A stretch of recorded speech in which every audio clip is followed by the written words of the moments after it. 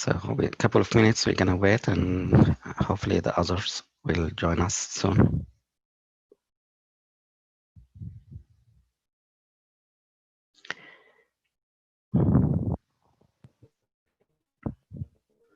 Mulham, any news? Ali, sorry, go ahead.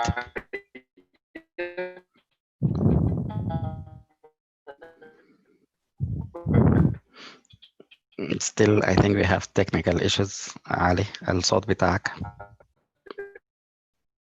في ايكو، ما سامعين كويس.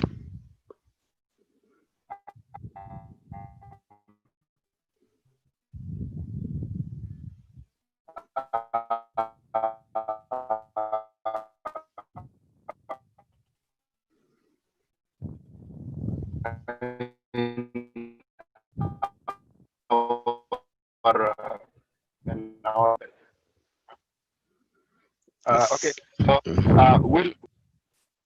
okay, I will try to connect again. Okay, إن شاء الله. تسلم.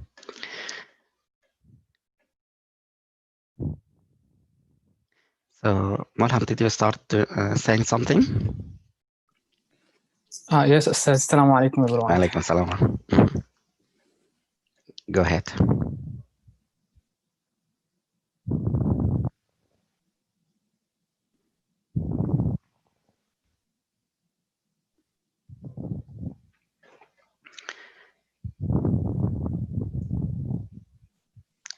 So, assalamu alaikum, everyone.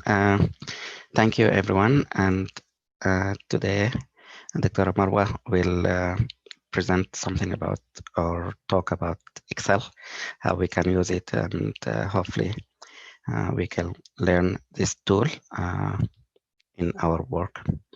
So, when you are ready, thank you.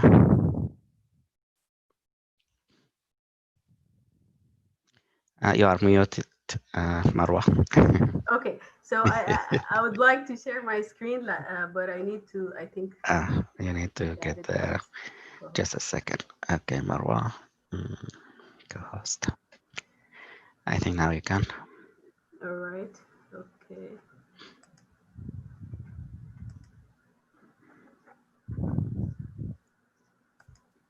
Assalamu alaikum, Azza. All right, so you can see my screen now? Yes. Okay, so hello everyone. This is just gonna be like a brief talk about how we can navigate and use some of the tools in Microsoft Excel. So like this is the data that we have from currently regarding the research. So if you can see here, these are it's like a key describing each of the thing that like ICU, what it means exactly. So you have an idea about the data when I open the sheet. So this is basically, okay. So this is the data that we have so far. And it's like, as you can see here from the number, it's like 439 cell. So the number, the actual number is 438 patients information, because the first one is the here the header. Okay, so here in the header we can see different things. For example, here the age, length of stay, if the patient died or not, ICU admission, diabetes, hypertension, CKD, chronic heart disease, chronic kidney disease, chronic liver disease, COPD, immune disease, bacterial infection, ARDS, and etc. until the end of the data. So just like this is like a huge number of data, and trying to just figure out what like specifics of each of them is difficult trying on just by having a look at this. So what we can do is, if I put here a highlight on this, for example, the or this one here, chronic kidney disease, you can see here at the bottom what they call status bar. So you can see the average, the count is 439, the sum is 111. So actually 111 is the number of patients with like a a positive response, which is 1. So in this case, it means 111 of the patients actually were reported to have chronic kidney disease. And this is very helpful information. Another thing that this is like some of the information that we can get from here. This is like the normal mode, and this, okay. Here you can zoom in or out, okay. For example, put it back. And if you want to add anything or subtract anything from this, you just click here. And for example, you can, if you have, for example, numerical data, you can add the minimum, the maximum, and they will give you the average, minimum, and maximum. In this case, we don't need it, and unless in the case of the age, for example, because it's continuous type of data. The rest of them, I believe, are categorical. So we won't have much use of it, basically, unless we had, like, for example, record of blood pressure specifics. This is, in our case, is like, do they have hypertension or not? So we're not gonna, for example, like make use much of these data here. So as you can see, the one thing that we can do is to, if we want to transform this into a table, if we highlight everything here, and from the home page, format as table, okay, we can use the format that we want, and it's going to make it easier for us to look into things. But I see here it's like, I think I highlight things like this. It's better this way. Okay, so these are all the data that we have. And if we format this table here, you can choose, for example, and this is going to tell you from the start and to the end. And if we press OK, we have our data as table. So while we're highlighting this, as you can see, like, we cannot make much use of it specifically. So one feature that Excel have is we can use these data to insert what we call a pivot table here. So we already highlighted everything. Okay. All right. So, and we're gonna name it table 4. If you wanna put a specific name or something, you can change this. And we choose here, we make it in a new worksheet. Okay, we can, I think it makes more sense rather than doing it in the, here, if you choose to make it on the same page, you have to specify the location. But I think it's better to use a new worksheet. So when you press OK, you get to this part. So here what we can do is, just a second. So as you can see here, this is the sum of values. So this is going to be very helpful because we want specifically how many patients have COPD, for example.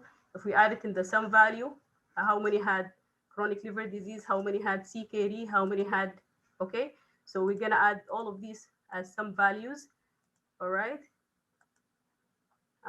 For example, here, okay.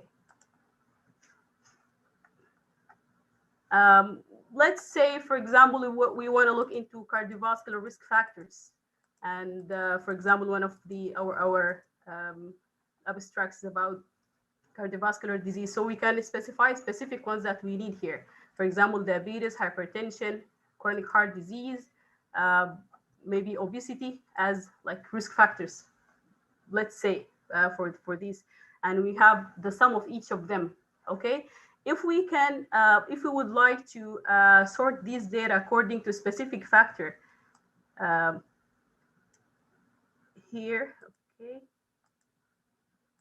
we can add, for example, we can put them according to the length of stay here, or in the rows here, okay. So you can see from this, according to the length of stay in hospital, less than 7 days, more than 14, 7 to 14, you can see each of the number of each patients in each category. So let's say the sum of patients who have chronic heart disease, 37 of them were admitted less than 7 days, 15 were admitted more than 14 days, and 29 were admitted from 7 to 14 days. And this is just like, I think it's like very helpful tool to like let you have an easy and brief look into specific things. So you customize this as like to your preference. What do you want to see, and you can add more or subtract according to your preference. Okay, just a second.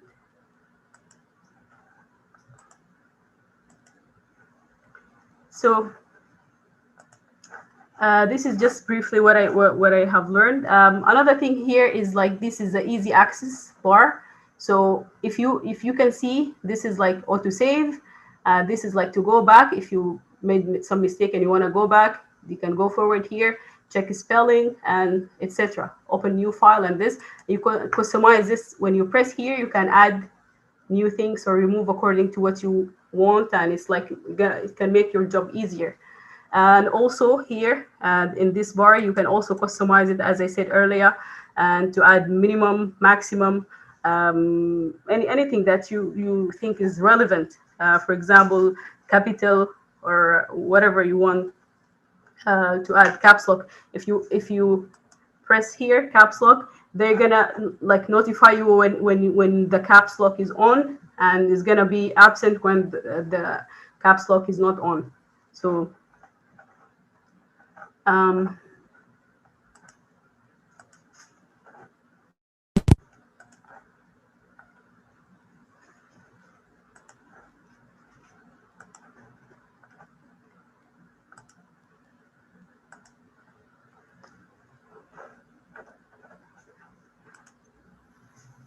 all right.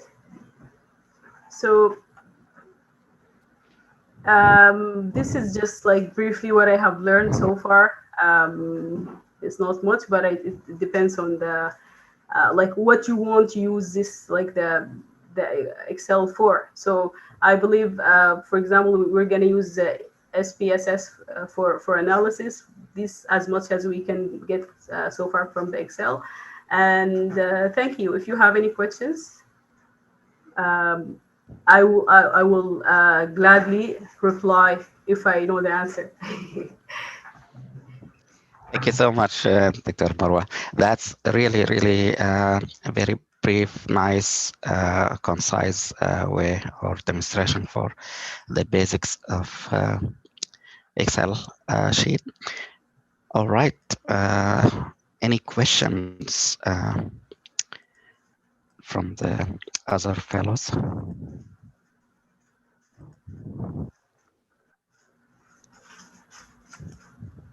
Any comments?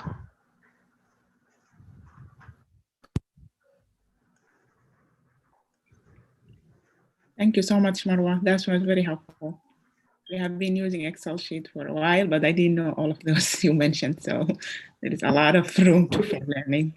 Thank you so much. It's really helpful. Yeah, I can see why it's more utilized by researchers. Yeah, for me, I'm new to this, so most of the things that I just learned now, and I believe once like you just try to use it on a regular basis, you can learn a lot of new things and use many other features. I agree. I agree. Yeah. Thank you so much.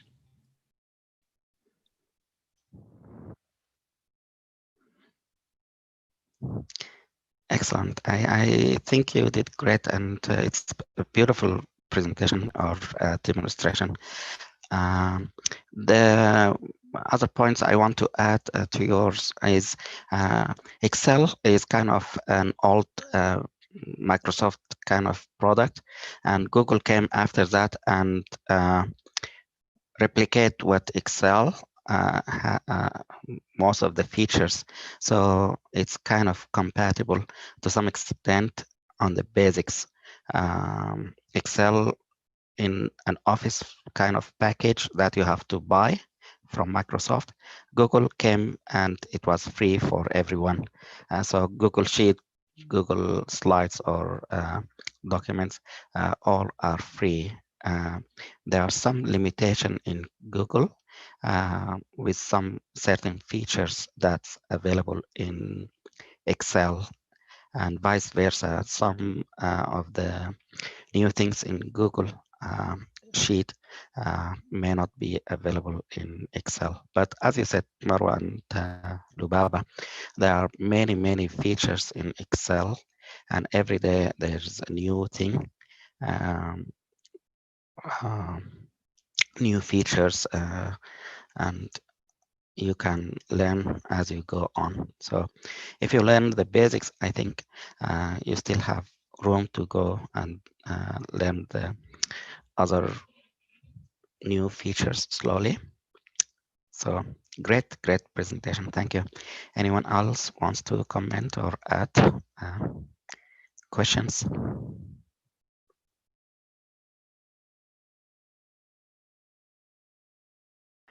Who uses Excel if you use it? And who has the basics and who has no knowledge, didn't touch Excel any? If you can let us know. Well, I didn't use it before, so this was really very informative and helpful, Marwa. Thank you so much for bringing this. You're welcome, Laura.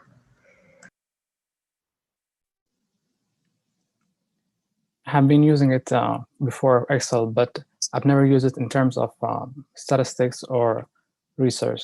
So thank you, Marwa, for those old points. It's very interesting, really. Thank you.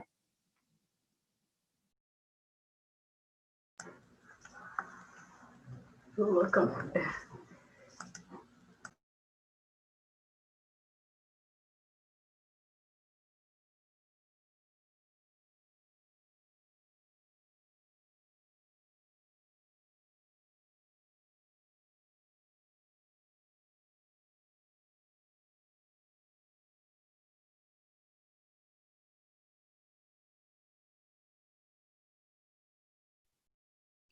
I think you are muted, Dr. Nader. You are muted. Thank you. Thank you. Thank you, everyone. So I think in the app, if you go there, there is a way of looking at some of the videos available online. If you go down, videos here, you see all. You can find some of the Excel tutorial, the basics, and some have some advanced features. So if you go here, you'll have some of the list, or you can just, if you type Excel, you will have some of the list for the basics of Excel, how to use it in basic sense. And then if you want to get to the advanced, you can go advanced, and you can have some of the Excel sheet also advanced. And as I said, it's not only Excel, but you can go to Google Sheet, and they have also some videos for functions or features that you can use when you have time. But Marwa went over the basics of that. I use Excel a lot, and actually I built this app for you guys based on Excel or on Google Sheet, I should say. The data format of Excel kind of used in a daily basis for everything, not only in medicine, like for our data analysis, but Google collect some information about every user. There is Google Analysis if you want to look at that. Any aspect of life in sports, They collect data about the team, the players. So it's kind of important to know some basics of the Excel or the Google Sheet or the data. This is what I wanted to share with you guys, and I'm gonna just stop talking. Anything to add? Anything to? Thank you, Dr. Nader, for explaining that. Since we are in the app, I had trouble viewing the recordings. So if you do mind demonstrate, some of us were able to find So when you say let me just share again. Which part did you have trouble? So, for example, finding the recordings for our weekly meetings. It's gonna be under videos also. So if you go to videos, you can say I think meeting. If you just go to meeting, Zoom meeting, you'll have some of the meetings here recorded. Yes. Okay. Zoom or fellowship. So these are the listed. Some of them I was able to locate, but it did not work. So it didn't open. Yeah. Okay, I will try to fix this. Thank you. You're welcome. Anything else? Questions regarding the app or Excel or Google Sheet?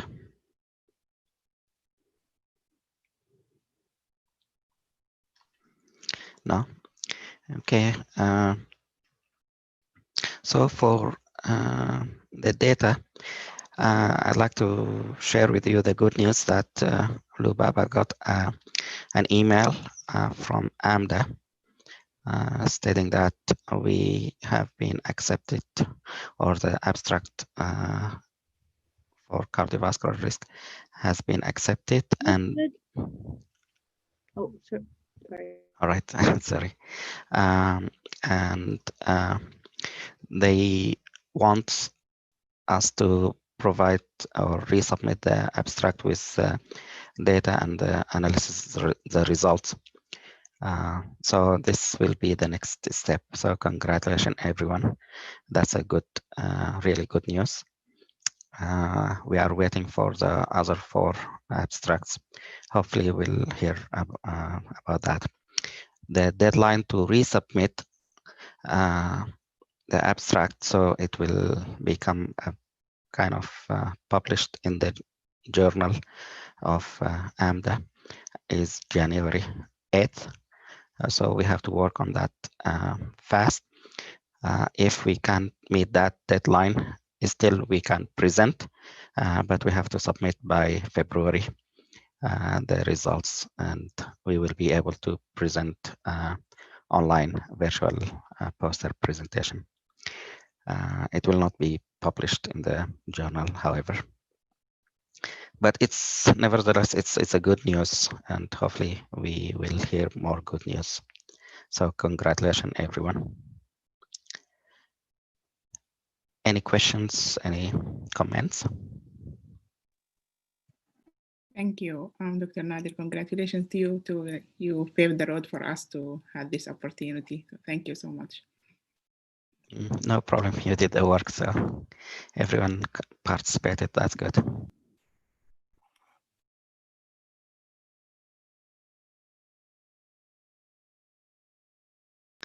So as far as what we do next, I try to go there at the MSU here. We have a center for data analysis or statistics. There are some students, PhD students, who can help with analysis and with papers, with presentation. So I try to communicate with the director of that center. So we're gonna hire one of their students to help, hopefully within the few weeks or days, to come up with analysis for our data, specifically to the poster. And if you have time, we will do the other poster as well. So the whole data will be analyzed and the results will be available. And hopefully we can resubmit within the deadline period. If we can't, however, we still will have the result ready for the virtual poster presentation, inshallah.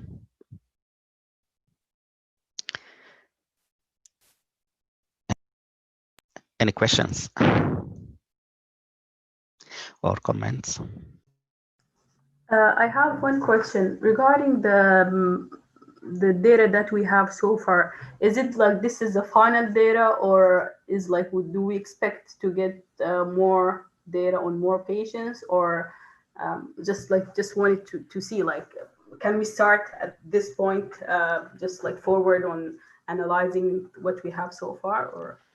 Yeah, this is the only data we have within the period that we told them to collect. I'm sure they have more data after I think we said from March to October. So this is the period they collect the data. After October, still we can obtain some data if we want to.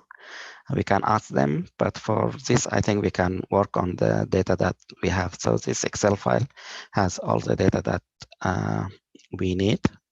We can start analysis right away. Did this answer your question? Yes, thank you so much. You're welcome. Any other questions or comments?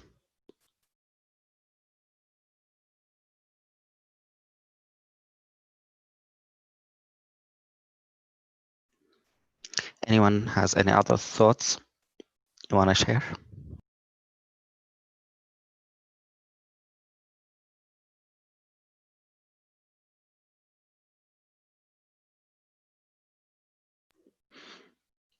Okay. The other point I want to say is the last poster is a case. I think some of you interested in doing the case presentation. I'm not sure if they will accept that or not, but I think we should plan on writing that as a paper so we can have time to submit it to a journal because paper publication kind of takes time editing, and then when you submit, they will review it and then they will give it back to you with some comments or questions you want to clarify or edit your manuscript and resubmit. So it will take back and forth kind of, it's time consuming. So if we want to work on that, I think that might be a good option for those who are interested in the case.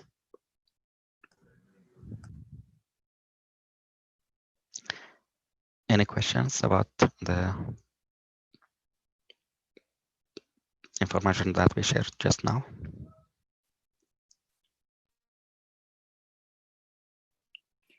Are we targeting a specific kind of journal or for the case? For the case, Dr. Raza and I, a few years ago, we published similar case, not similar manner, like a case presentation in one of the journal. So I will pull that up and see that journal. They may be interested, and then we will look at other journal similarly that will be interested in long-term kind of medicine. So in geriatric could be certain journal that will accept. So we'll try to target this journal. So for now we are open kind of. Yeah. Thanks. Okay. Mm-hmm. And we can target to one, like multiple journals and see if the subject or the case would be accepted. Or yes. It has to be one. For the submission, I think I might be wrong, but what I did or what I do is I prepare the manuscript and I send it to one journal, I want to make sure the journal will accept. So you want to look at the journal previous edition or and see if they have similar articles or papers, then it's likely they will accept. So we will submit to one and wait. If they say rejection, if they reject the manuscript, then you go to the other journal. That's a good question. I'm not sure if people do like send to multiple journal at the same time. I'm not sure. I believe what you said is like maybe the thing to do, because if for example you submit to multiple of them and they accept here and there, it's gonna be ethical problem or something like this. So I think That's correct. one journal at a time. Okay. That's correct. Yeah, I was just trying to think like of a good way to shorten the time of waiting, or yeah. So, but I agree with your point. It might be an ethical problem. Yes. Thank you. And on that, if you are interested, there are a couple of other new projects that are going on also in our department, longitudinal kind of studies, but you can contribute in this process. I'm not sure how long it will take, however, but it will be a good option to be mentored and see other faculty how they do things differently. So, for instance, we just submitted a manuscript, a team of my colleague and I, to one of the journal, and they sent us some comments. The reviewers, two reviewers sent some comments, so we work on getting this fixed and resubmitted it. Down the road, I'll share with you how we did that, but there are a couple of other in line. So if a couple of you are interested in one or other project, they can, I will share with you, and then you can see which one you are interested, and then we can connect you with the leader in that project, and then they can assign you a certain task. Most of the stuff will be like the first task is literature review. Let's say we are talking about a topic we want to do. So one of the project is we send some questionnaires to physicians and social worker and other in the rural community in Michigan about how they want to learn about geriatrics in the future, what kind of format they want to or they prefer. Is it the virtual like nowadays, or they prefer one-on-one, or they prefer a group kind of setting or conference 2 times a year or something, or just send them a paper and then they can just read about. So we collected some of the data for that. For that to go ahead, we need to look at what in the literature, what is there available, and then we can write the background.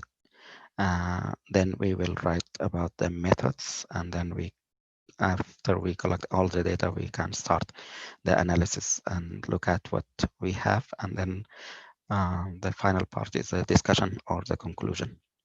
So one of you or a couple of you can contribute with the task of comparing what's in the literature. So we can do literature review and then start writing about the basics, the background for similar study or this study. Some other faculty member interested in developing an app, for instance, for older adult with dementia or mild cognitive impairment or difficulty, or prevention of that. So there are a couple of apps down like nowadays in the market, but there is a possibility to develop different apps with different features, not only as commercial, but to be studied as well. So that's also another project. There is a third one, but I don't want to spend the whole time talking to you guys about this. I will rather ask you if you have anything else to share, and then we can, because you already submitted some to the AMDA for now. So if you are interested in any, I will put some in the app so that you can look at what's available, and if you are interested, we can connect you to the leader of each project.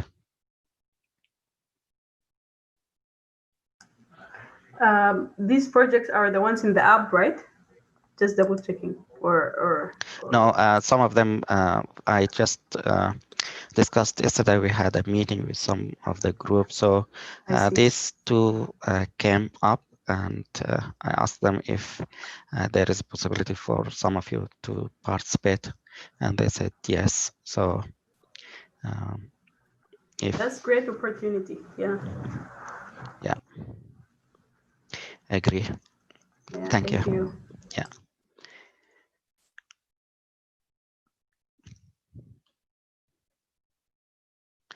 So I think you started a good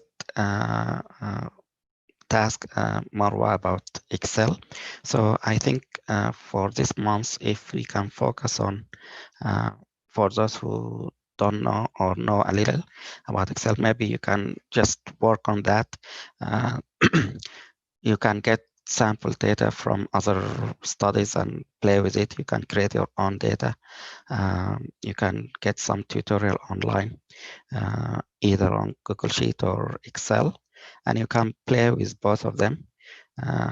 For example, the table that you just created, pivot table, there are many ways to use that. So maybe you can familiarize yourself with how to create these tables, how to get into the analyze the data, or at least present the data differently, how to make graphs out of the data, how to get results like meaningful out of your data.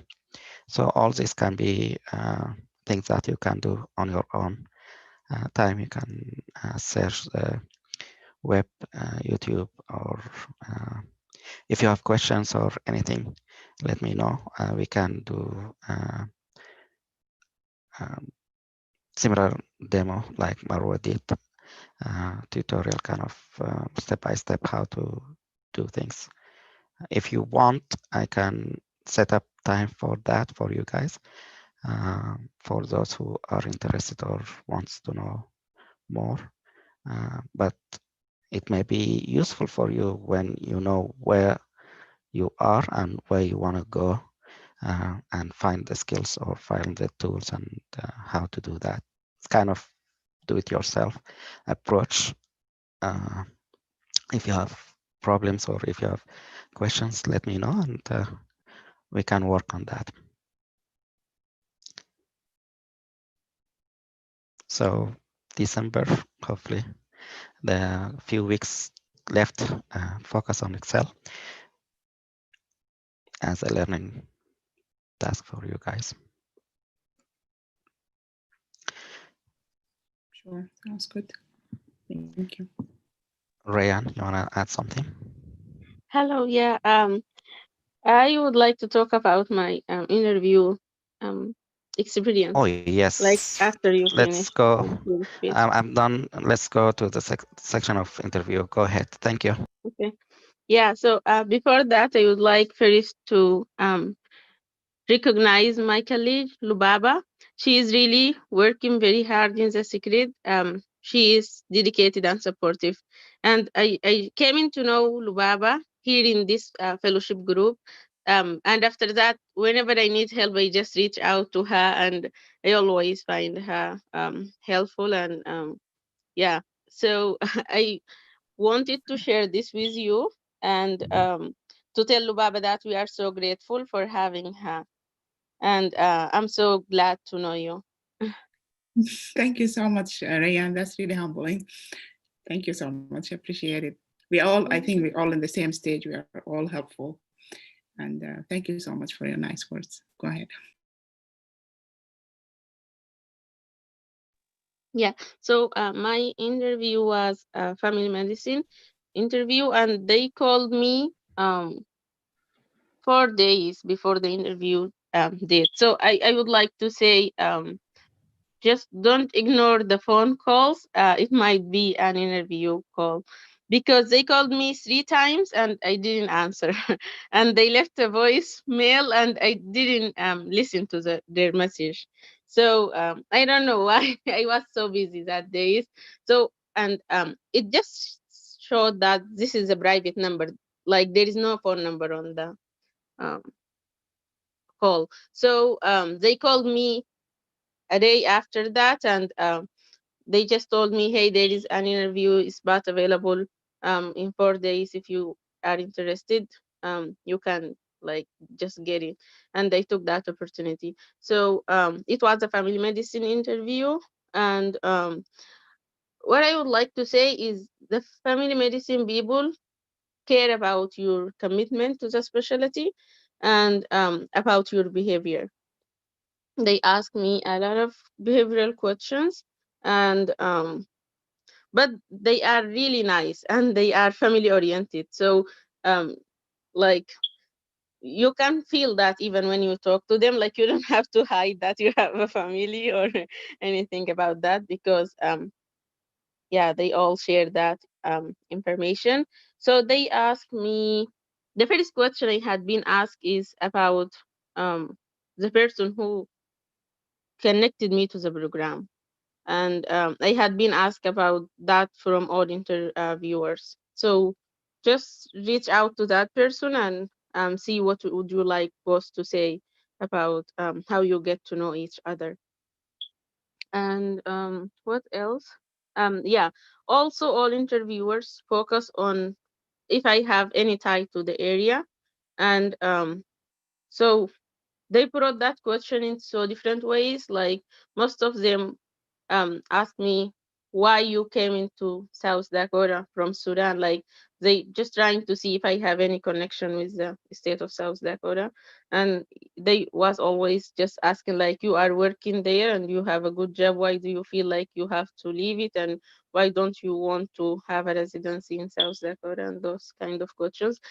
So on all questions, I just try to convince them that I am willing to move, and I was already going to Pennsylvania, so no matter if I get interview or not. So um, otherwise, it was just the regular interview questions, and mostly was behavioral. Yeah, that's it. So if you have any specific question, or if you'd like to know about anything, you can just ask, and I'm here to answer. Thank you. Congratulations, Ryan and others. That's good. Good. Thank you for sharing and good luck. Yeah, thank you. You're welcome. That's great. Thanks for letting us know. Any questions for Ryan or any comments? I just would like to congratulate Rayan. Hopefully, that's really good. Congratulations and all the best. I don't have questions specifically because I haven't applied for family medicine, so I'm not sure if anything that would be relevant. But yeah, congratulations. Yeah, thank you. Congrats, Rayan, and definitely I agree with you with Luaba. She was really helpful and she's still very helpful. Um, about the behavior question, what was the question that you were asked? Yeah. So they asked me, um, okay, let me just remember how they said that question.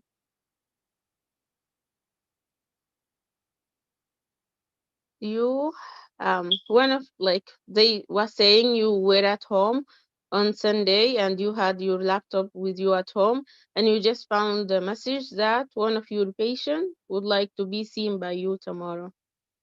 And they said that your schedule for tomorrow is full and like you have to take 10 patients and you already have that. So what are you going to do or to say for your patient? The second question was you send a wrong prescription and the pharmacist called you and um, like yeah and just called you and what are you going to do about that?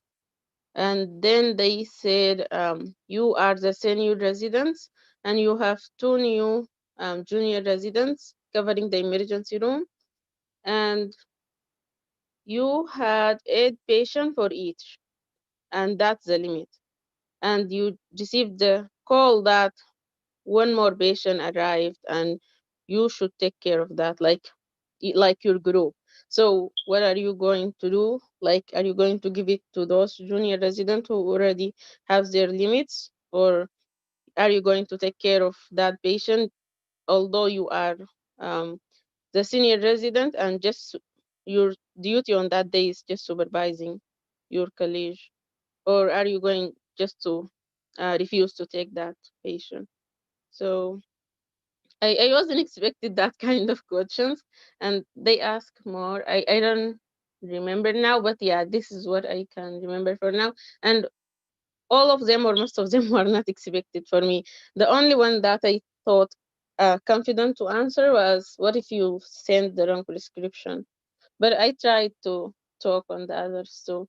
The good things on my interview, the interviewers was giving feedback, and like I hear that this is not happen usually.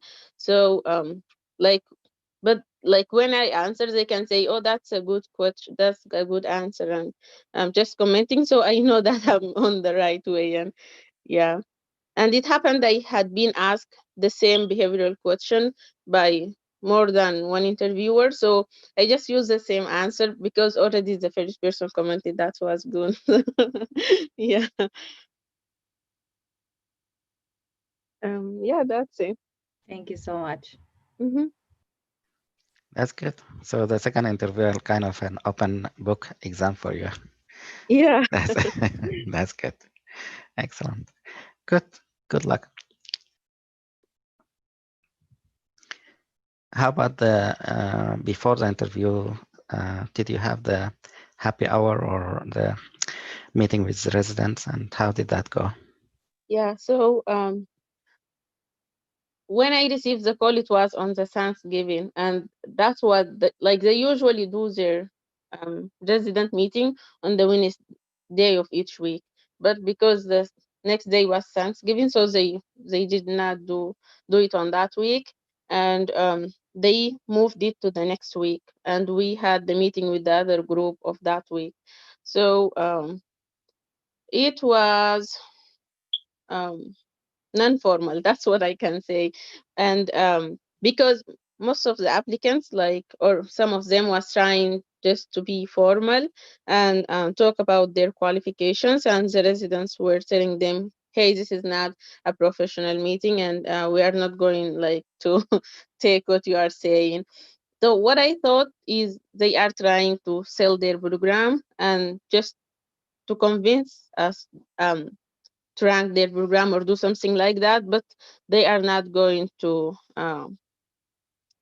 um, I don't know Rank you. what to Rank say. you. But yeah, Yeah. exactly. Like they don't care about what you are saying. They just want us to care about what they are saying. Mhm. Yeah, that's it. I think most of the idea, as you said, they want to show you how they are doing and how is the environment there. If it's friendly environment, they are sticking with the program, and it's a good program for you guys to join. And as you said, to rank it high in your list. So the job of the residents in the past, they take you like in a round with them to the hospital to know the hospital, how big it is or something like that, and then answer your questions if there are specific questions to the residents. But now with this format, I think they want you to ask them questions so that you can get the information that you want about the program from their experience. Yeah, That's right. good. Excellent. Good. Congratulations. That's good. Thanks for sharing. Any other questions to Rayan?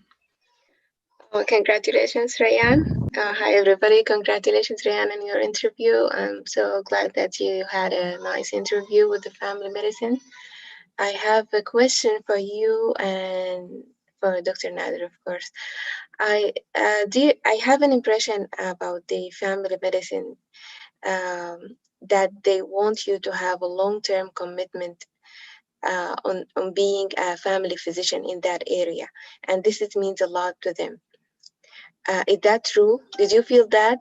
And the question is for you also, Dr. Nader. Because of that, I was held back on applying to the family medicine because a lot of people told me that they will prefer an AMG from the same area rather than IMG who's not committed to stay there. So I would like to clarify about that. Thank you. Go ahead, Rayan, and I will answer after you. Okay. I think the family medicine people, what they care most about is your communication and your behavior.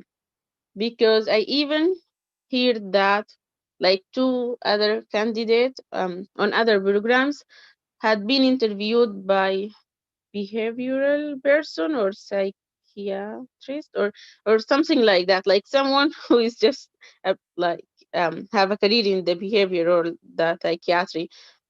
So they just want to test you and to see how you act. And like even those behavioral people, they don't they ask you the regular interview question, not the behavioral questions, and they just see how you answer and how you communicate. Regarding the commitment, yeah, I also think that they care about the commitment. I don't have much work experience because I only did my internship in Sudan and worked for a couple other months and then moved to the US. And so I was having 3 years here. I've been here in the US for 3 years, but I was doing my MPH and just trying to work and improve on my CV and to get experiences here. So, I mean, I don't have any other experience in other field other than my internship in Sudan. So it was easy for me to just convince them I'm someone who is interested in family medicine. And honestly, I already started a family medicine diploma in Sudan, and I was just mentioning that on my personal statement and my interviews that my interest in the specialty started very early before medical school, and after graduation, right away I started my diploma just to strengthen my knowledge in family medicine before getting into residency. So I think that was helpful for me. But yeah, I don't know otherwise how they weigh things, but I believe, yeah, they focus on your commitment and your communication and behavior. Thanks, Ryan, and thanks, Ada, for the question. Yeah, it's interesting because most of the programs, they want at least to know what's your plans ahead. Sometimes they put it in a form of what you're going to do in 5 years, 10 years, what you see yourself, something like that. But the commitment sometimes is important. However, if you are a good candidate, they want you to join the program. They care about you fill the gap for them and be a good resident and don't give them headaches, basically. The other information about staying in the area, it will be good, an additional bonus for you, as you said, compared to other medical graduate from the US. So if you have connection, that will indicate that maybe you will stay in the area. If you talk to them about your future plans, like if I want to go to family medicine and I want to be a family physician in the rural area or something like that, then you show that you show them that you are willing to stay around. Sometimes if you want to convince them, maybe you can also say, I'm interested in teaching residents or medical students if they are in the medical school area or academic area. So these are addition points you can add when you are asked, or even if you can add it as on the side when you are answering questions. It's just some programs prefer that, but not necessarily this is the criteria for them to pick you or against others. For instance, here in Lansing, we have a program, the family medicine, but we have some like someone who joined their program, finished the first year, second year, and then they went to internal medicine, finished 3 years in internal medicine or a couple of years there as well. So there are people who can join the family medicine and maybe they don't like the style or whatever, they want to do something else, they can switch. And similar in internal medicine, some people go to internal medicine and then they switch to surgery, for instance, and vice versa. Some people start surgery and it's too much stress for them, then they flip and come back to internal medicine or family medicine. So if you have a chance and you want to share with them that, yes, I'm willing to stay around and I have connection, or I'm willing to be like a faculty member to teach students or residents, or to help the community, the rural areas. At least you can say for a few years after I work, you can share with that. Some family medicine programs offer some fellowship in certain subspecialty in the family medicine also.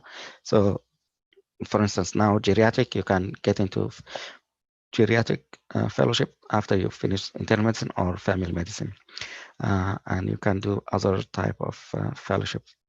They are limited, but you can, if you want to convince them, that you can say, oh, after I finish my family medicine with you guys, I'm planning to do whatever fellowship in the area, and that if they offer it or if it's around their area, so you can stay in their area. That's another way of doing things, or selling yourself basically. But that's a good question, Aza. Thank you. Thank you for answering my question. Thank you, Dr. Nader, and thank you, Rayan. Thanks. Any questions, Dalia? I think Rayan, okay.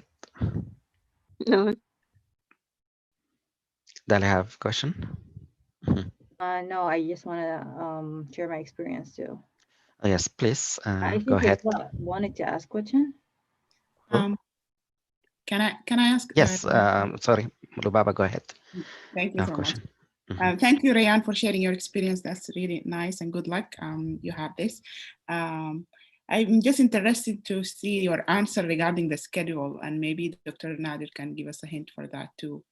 If you are going to accommodate your patient that needs to see you despite your full schedule, and for the wrong prescription as well. So you just own the mistake and apologize for it, or there is other thing that you need to do. Thank you so much.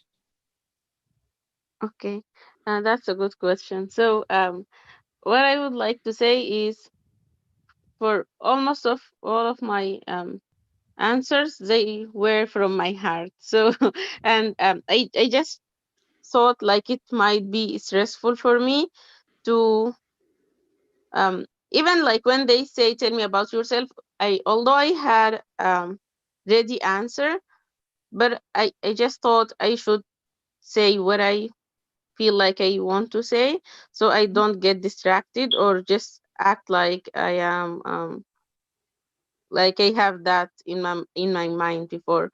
So for the prescription, the wrong prescription, I said I will first call the patient and let them know that I did a mistake, and I hold on not to take the prescription. I will send the correct prescription, and they will then reach out to you and like let you know when you have to go to get it.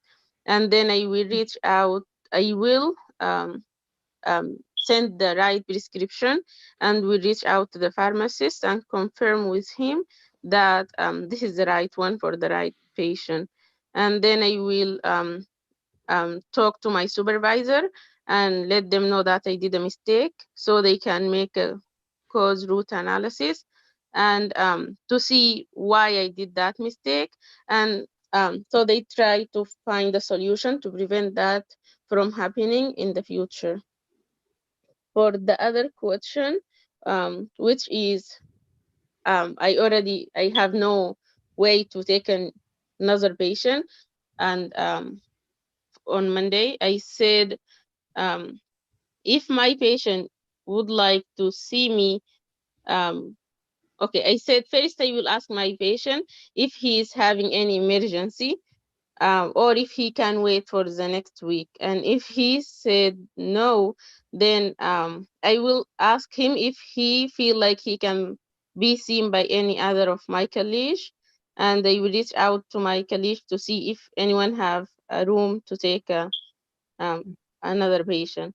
And if my patient refused to be seen by any other person and has no emergency and insisted to be seen by me tomorrow, I will probably accept to see him, because I don't think, like personally, and that's what I felt, like I don't think one patient is going to affect me that much.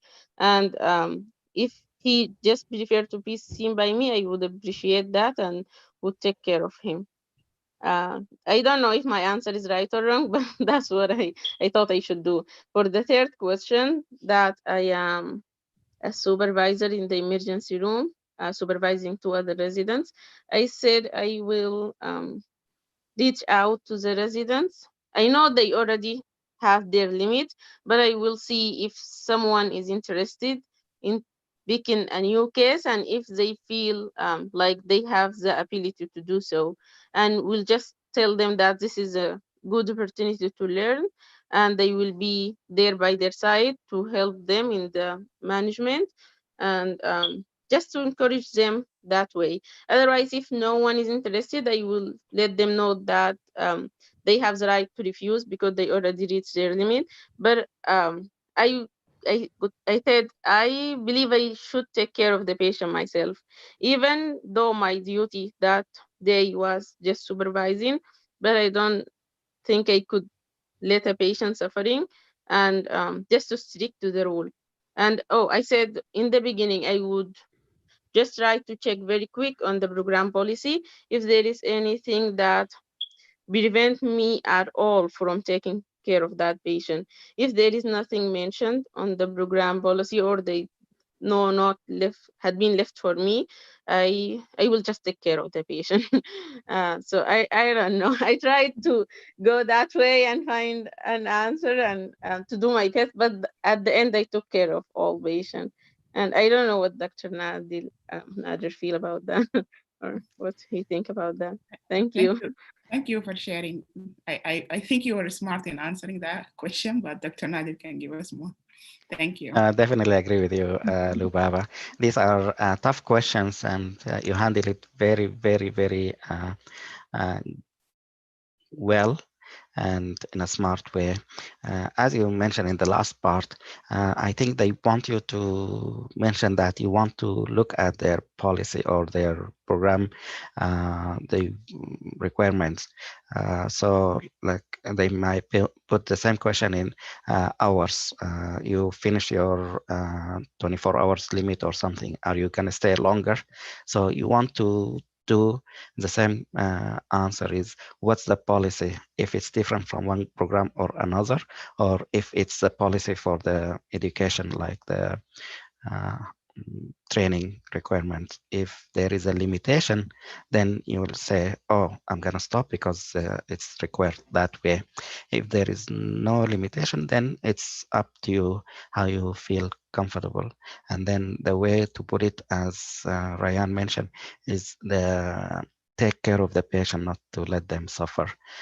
One thing I will add is I would also reach to the attending physician, because each one of you guys, when you are supervising resident, you also being supervised by the attending on call on that day. And they can answer that question for you if you have any trouble or unclear things in your mind. Same way for the resident under you, you want to make sure they are following the rules, and you don't want to put them under pressure because you are the supervisor. And the idea is you are in a training so that you are learning, but at the same time you are providing service. And the main question is, are you following the rules of limitation or not? So from the start, if you show them that you want to follow the rules, you are there to learn, you're there to have experience and to provide good service, good quality, then I think this is the 3 key points you want to focus on answering similar questions. For the description, I think you did the right thing as well. Admit your mistake and then seek to fix it the way with the patient and the pharmacist, and report that for prevention of similar problem for you and for your colleague and for future residents. So sometimes you want to share this experience so that they will prevent it from happening again. So I think that's also the idea of breaking it down. You want to be responsible if you make a mistake, and then you want to fix the mistake. You want to reach the patient and admit that to them.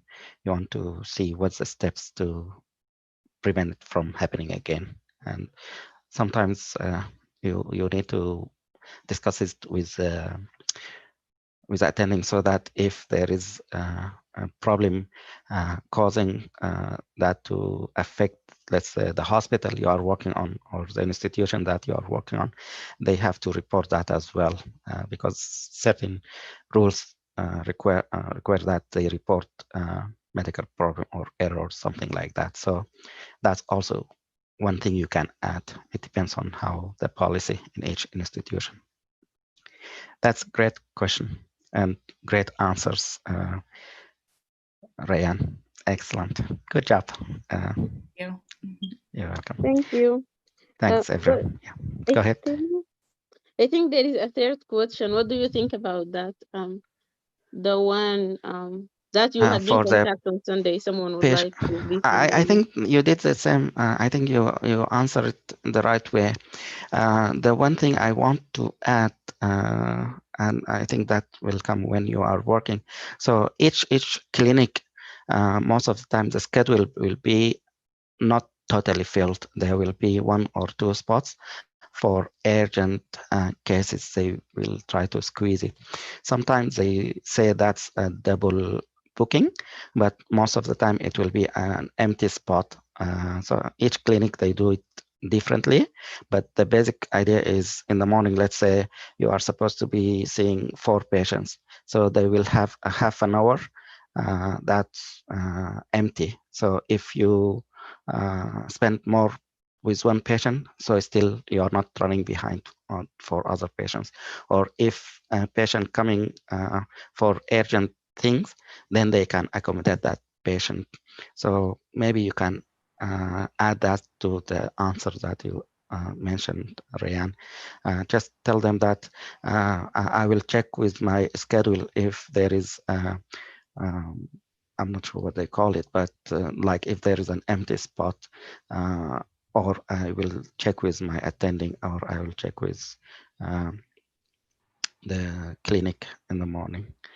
And other than that, your answer is perfect. You want to make sure it's not urgent thing. They can go to the ER or urgent clinic. And then you want to see if other attending or other of your colleagues can accommodate them. And finally, if you want, you can get them squeezed in. I think that's the answer. I do have a question about this, Dr. Matter. Yes. Regarding it's an emergency, shouldn't the patient go to the emergency department instead? This is what Rayan mentioned. The first question I will ask the patient, is this an emergency thing or you want to wait until tomorrow? This is, let's say they want us to look at their skin, they have a rash. This is not an emergency, right? But if they say, I have a chest pain and I want to see you and it's Sunday today, I want to wait until tomorrow to be seen, then it's a kind of a red flag. You will ask about what's going on, and you evaluate if it's something that can be seen right away, then you advise them to go to the hospital.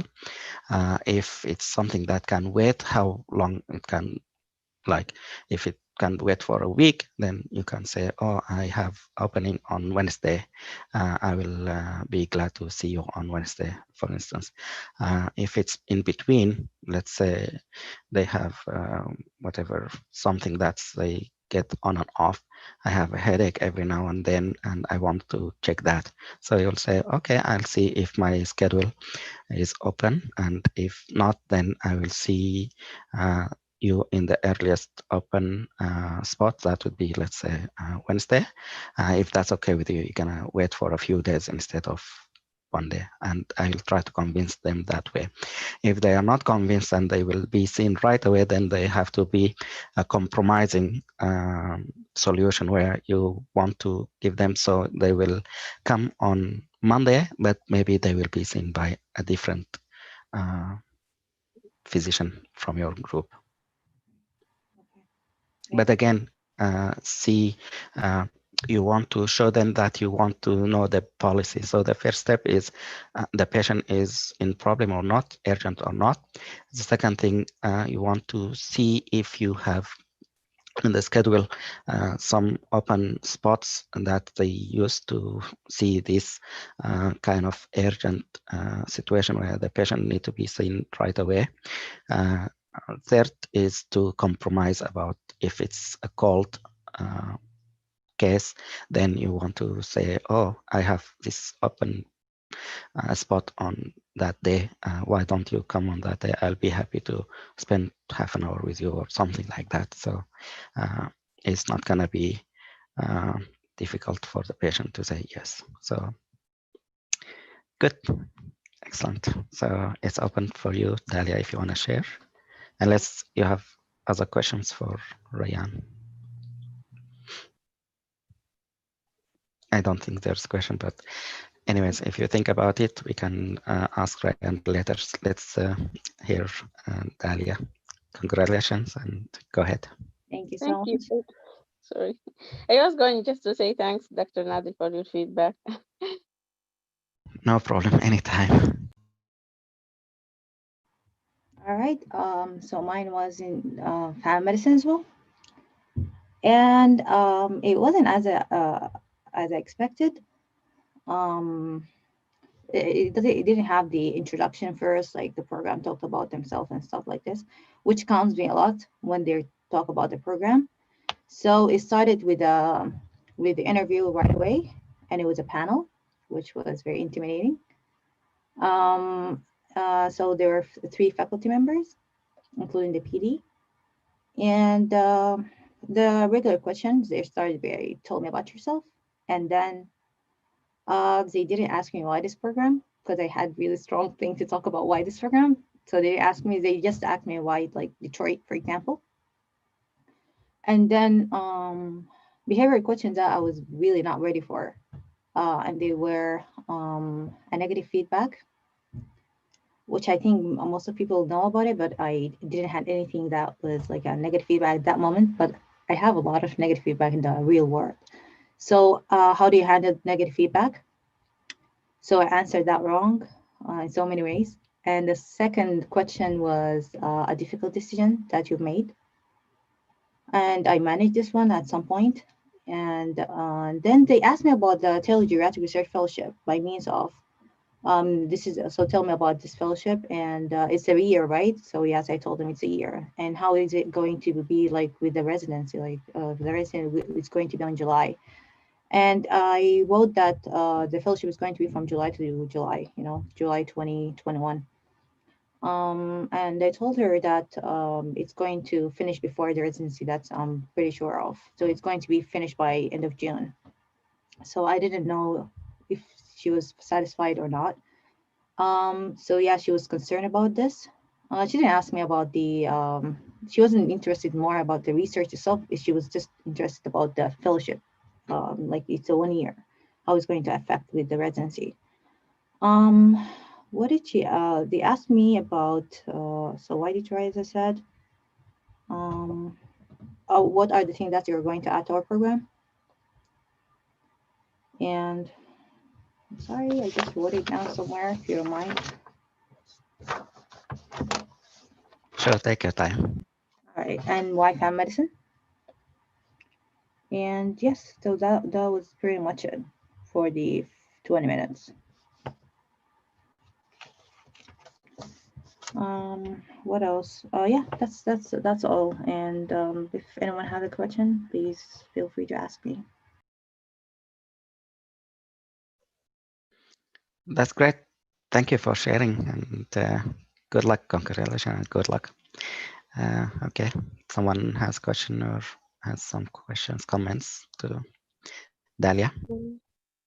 Yeah, congrats, Dalia, and wish you good luck. I would like just to comment about you said they asked you about the fellowship. I had been asked the same question, but about my Master of Public Health. And they, like the BD and the faculty member, both of them asked about that. One said, your master will end in May 2022, and how are you going to handle that with residency? And the other one also asked me, or he already mentioned that, hey, your program is online. Do you feel like that's could be like you can still do it with residency? And I was like, how did he know it's online? I didn't mention that in my CV or anywhere else. And the program here is in South Dakota too, so I don't know if they search about that or how did they find that. But yeah, definitely they like to know if you are engaged in something right now, if it will finish before residency, and if not, how you will handle it with residency. You're talking about the fellowship No, I online. currently am enrolling in Master of Public Health. Okay. So I don't know if they Google it or how did they found out that it's an online program, but they ask the same question that you had been asked about how you will handle it with residency.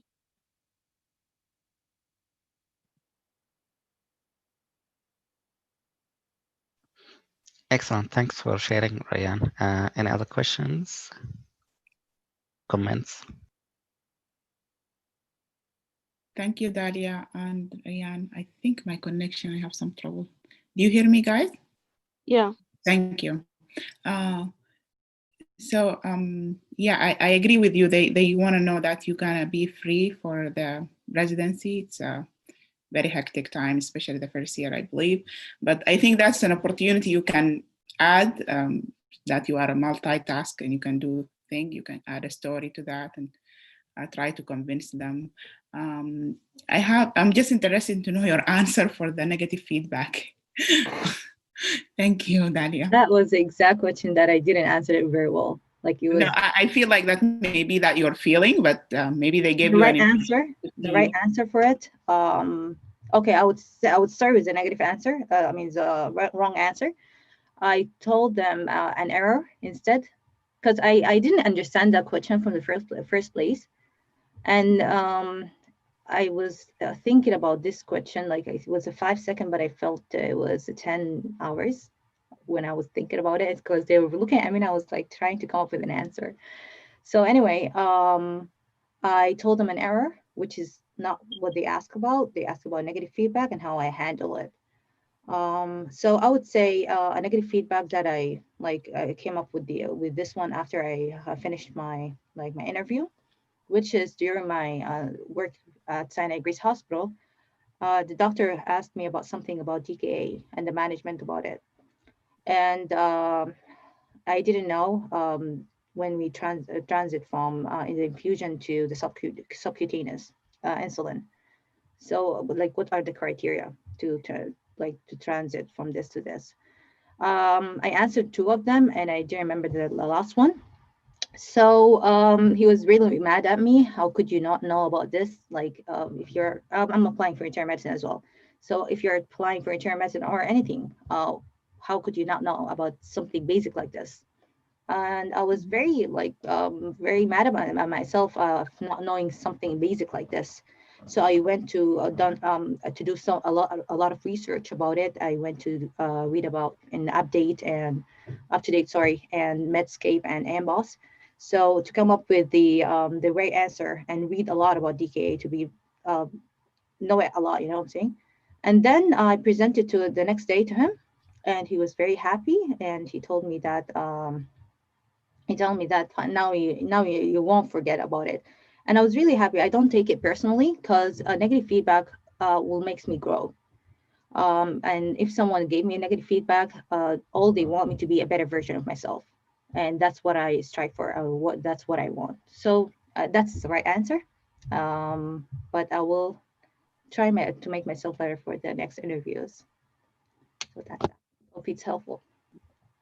Very helpful. Thank you. That's really great answer. Exactly. It's an opportunity for us to learn and grow. I can't agree more. Yeah. Thank you so much. Excellent. Thank you for sharing.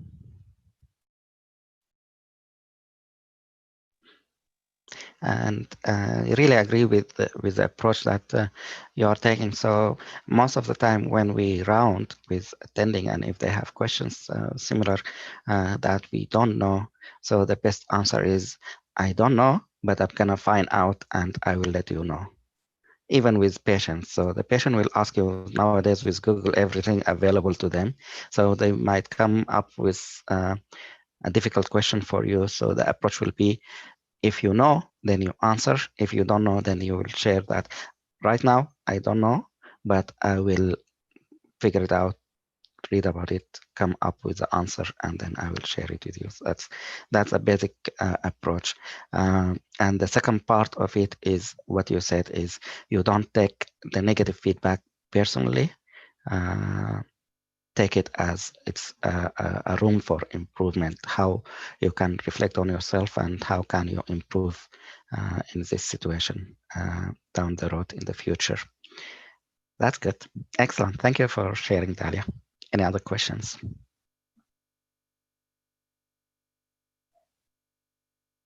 Anyone else to want to comment? Sorry, Rayan, go ahead. Yeah, sorry. I would like to ask you, Dr. Nadir, like on my interview with the BD, he asked me if I have any question. And I asked him two questions, and we still had like 3 or 4 minutes left after I asked and after he answered. And I was thinking like, okay, I will not ask a lot of questions. I will just use this time to talk with him. Because I already said, like when he said, do you have any question? I said, no, I watched the video that you made and posted on the website, and it was very helpful and it answered most of my questions. So I have only 2 questions, and then he answered it. And I thought, okay, I would just engage in a conversation and chat with him in this time. But he ended the interview. He said, oh, well, if you don't have any question, then good luck for you and those kind of things. And he ended the interview. And I felt bad. Do you think like I should just find the questions and ask, although I don't feel like I have any, just to keep the interview going on, or is it okay just to end it like 30 minutes before? Okay, so two parts to this. One part, it depends on the personality of the PD. So if they are a person who is practical, 1, 2, 3, he wants just the same way he did it with you, the one you talked to. I think you want to follow the same personality that they are a practical person. So you give them the question that you have, you ask them, and then let it go. If they want to chat, that's fine. If they say, oh, well, that's it, thank you, bye, then you say thank you and I really appreciate the opportunity, whatever, and see you later, or hope to hear from you. If the personality is different, maybe you will face someone who is kind of a listening person who has time to engage and share. Then you may want to chat. And at this time, I think the most important part of discussion will be focus on the COVID. Maybe you want to share how are you dealing with COVID nowadays? How is it on you and your faculty, the attendings, how they are dealing with it? And then how does that affect the training, for instance, or something like that, in a personal level or some. The other part that you want to also chat about maybe is how you plan, how you uh, how you think about telemedicine in the future. What kind of implication or application in your program did you use? What plans do you have, like for telemedicine? Do you think it has a role in the future in your program or as a program, or as a physician in the future? What do I need to know or to plan ahead? Uh, how about your faculty, as a faculty member? How do they do that? How the patient look at it if it's done in your program? Is it useful? Are they accepting that, or they just focus on coming in person? Something like that. So these are the two areas that maybe you want to chat about if they have time. But if the program director is focused on uh, you and your questions and they don't want to socialize, then I agree with you. If they say full stop, then full stop, goodbye, and I want to hear from you in the future. Thank you. The other way to put it is you say, these are my two questions. You go ahead with the one, a second, and then you tell them, if I have more questions, do you mind if I email you or the program director or the resident or faculty members with other questions in the future? And that will open the door for you and showing that showing them that you are interested in the program, and if you have questions, you will reach out for answers. So I will handle it that way, but I think you did great with your answers. Thank you.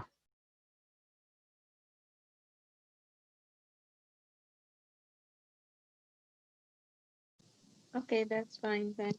I would like to share one tip that I got it from one of other applicant. We was doing an interview preparation together, so I that just came into my mind. So she said in one of her interview, one of the interviewer was not interested at all, and like she was able to tell that he just she has no interest to ask her or even to talk with her. And she said that was by the end of the day. And she said maybe he's just tired or had a bad day.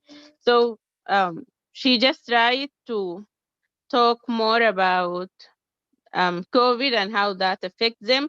And she said she reached him as a person, not as an interviewer. And then she said he started to talk and he changed totally.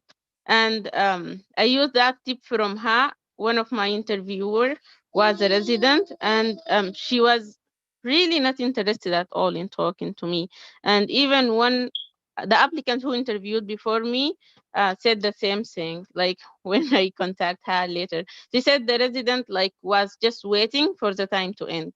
And when I felt the same thing, I just used my friend tip of just asking her, hey, how are you doing personally with COVID and how that's affecting you and your family? If you don't mind to share, I would like to like speak with you about this. And so she just started to talk and complaining and like telling stories. And even like the interview time end and she have not finished what she was saying.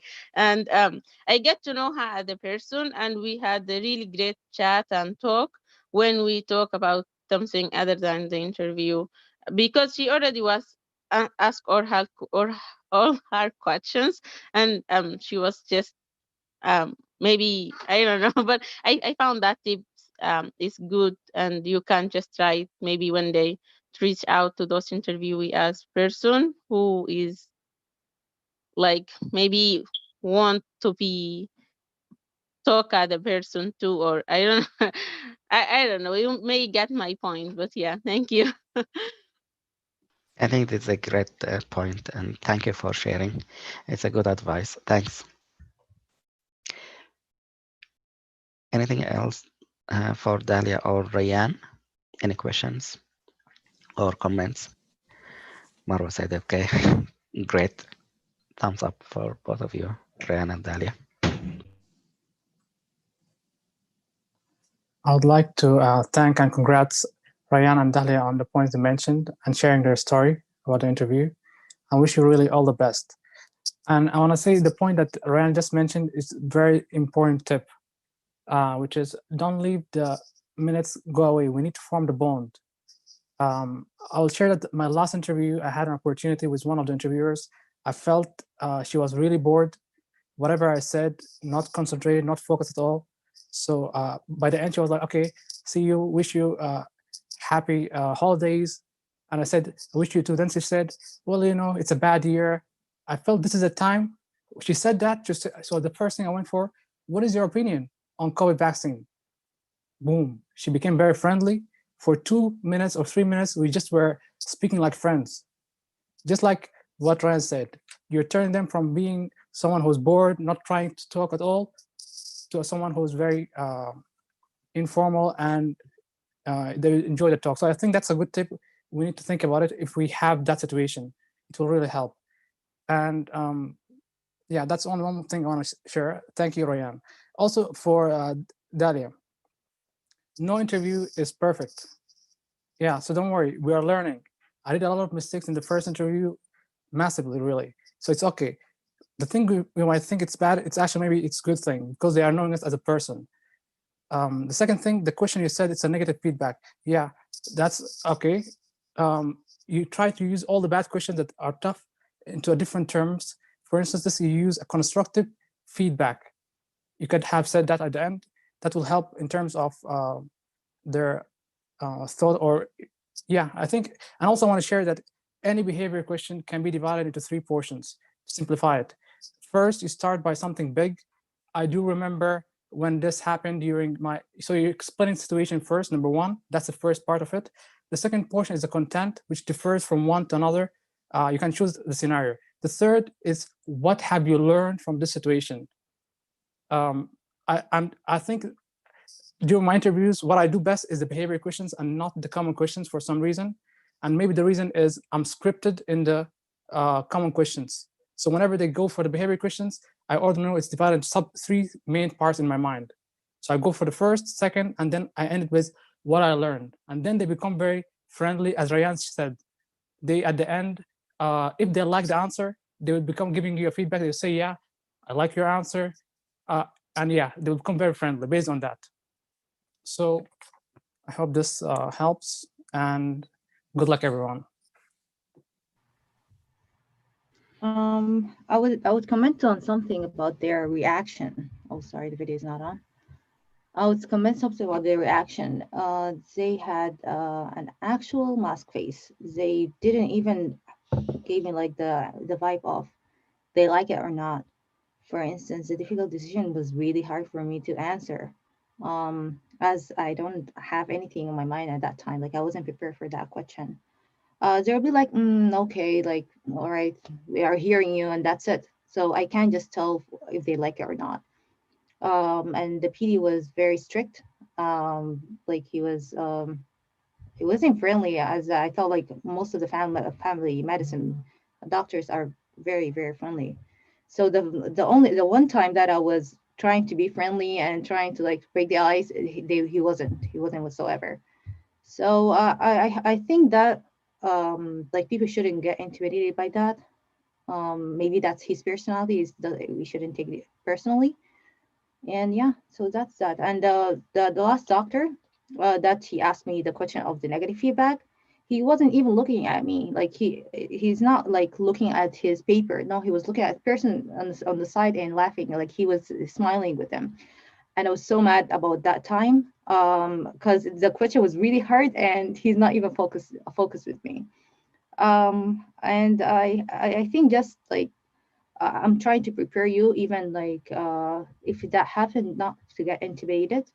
Like he might be busy with something. I don't know. Someone is distracting him on the side.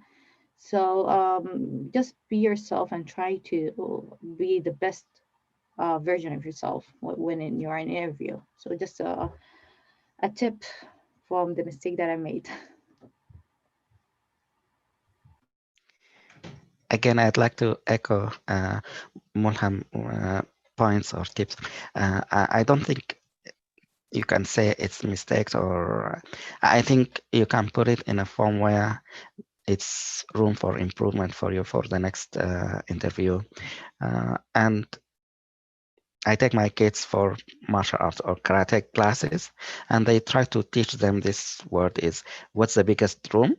It's room for improvement. So, and I think that's, if you want to involve that in your answers to these questions, this is what they are looking for, because you're gonna come to them in a training situation where you want to improve yourself. So you wanna work hard, give the service, but at the same time you want to improve. You're going to study about the cases you are seeing. You want to study for the board. You want to study for next meeting or presentation. So in that sense, you are improving by yourself, right? But at the same time, you want to show them that every situation, what you're going to learn from that situation, including these interviews that you are doing. So for instance, Mulham said first interview, he mentioned this, but he wanted to mention something, but he didn't mention. So for the next interview, then he put it in a way that he can organize himself, and it will be easier for him to improve for the next situation. Same for you for next, hopefully, interview skills, if or situation, if they ask similar question, you will be ready, or at least for the future, when you join the program, you are ready to face certain things and how you can handle that, reflect on that, and improve on that. So the idea is big room for improvement. I mean, big room is room for improvement. If you take and tell them that you are interested in the program and you can learn from the program. The same way their program will be not the perfect. Each program, they want to improve themselves also, so they are under pressure. And don't take the interaction personally as well, because there are situations where if there are three, maybe it's end of the day, maybe they are fed with previous interviews, they are almost the point where they need some coffee to wake up, follow your answers. Sometimes they might be busy on call. For instance, now I'm on call, and while we are talking, the nurses send me text or call me. So I put myself on mute and answer them, and then come back to you guys, and I try to follow. So I'm not disrespecting you, or not trying to give you a question and run away or something like that. I might have some other things going on the side while I'm handling you the same situation or the interview process. So just put in mind that that person might have someone on the side asking them questions, or they are checking their, not intentionally to distract themselves, but they are responding to some other nurse call or text or something. So, and it happens to us when I'm doing the fellowship, like attending, we interview some graduates to the fellowship, and we sometimes ask the question and then we are distracted. So it happened to some of us. The other thing is all the questions might not be scripted, as Mulham said. You don't have the answer right away. Rayan mentioned some of the questions that's tricky, but at least make sure you have a template where you want to use this template to answer most of the questions in a way that you want to portray yourself in a positive way acceptable to the other end. So if you think about it, they want you to talk and see how you are communicating with them. So how you are answering your question. Sometimes they are not interested in the content, but they want to see how you handle the question, how you react, how you communicate, you use your words, you use your hands. So sometimes these are the tips that I want to share with you. Thank you. Thanks for sharing, Dalia and Mulham, Rayan. One thing I found yesterday, one of the videos for the interviews, or so they mentioned two things. Roa want to add something, so I'm gonna keep the two things after Roa share her point or question. Go ahead, Roa. First of all, congratulations, Dalia and Rayan, for the interviews, and wish you all the best. And sorry, Dalia, for the hard time. I can totally feel you. I had this kind of interview last season, but as they all mentioned, we are learning. Second thing, I really want to thank Lubaba, Mulham, and Marwa. As Rayan said, they're very helpful. Whenever I need help, I reach out to them and they're there for help and sending audios and practicing. So thank you guys and wish you all the best too. Third thing, I want to share my experience. Suddenly, I got an invitation. It was 16 hours before the time of the interview. They sent me the email at 12:30 while I was trying to make my baby sleep. And then they said, if you have time tomorrow, 7 a.m. is going to be the interview, which is 3 p.m. in Khartoum time.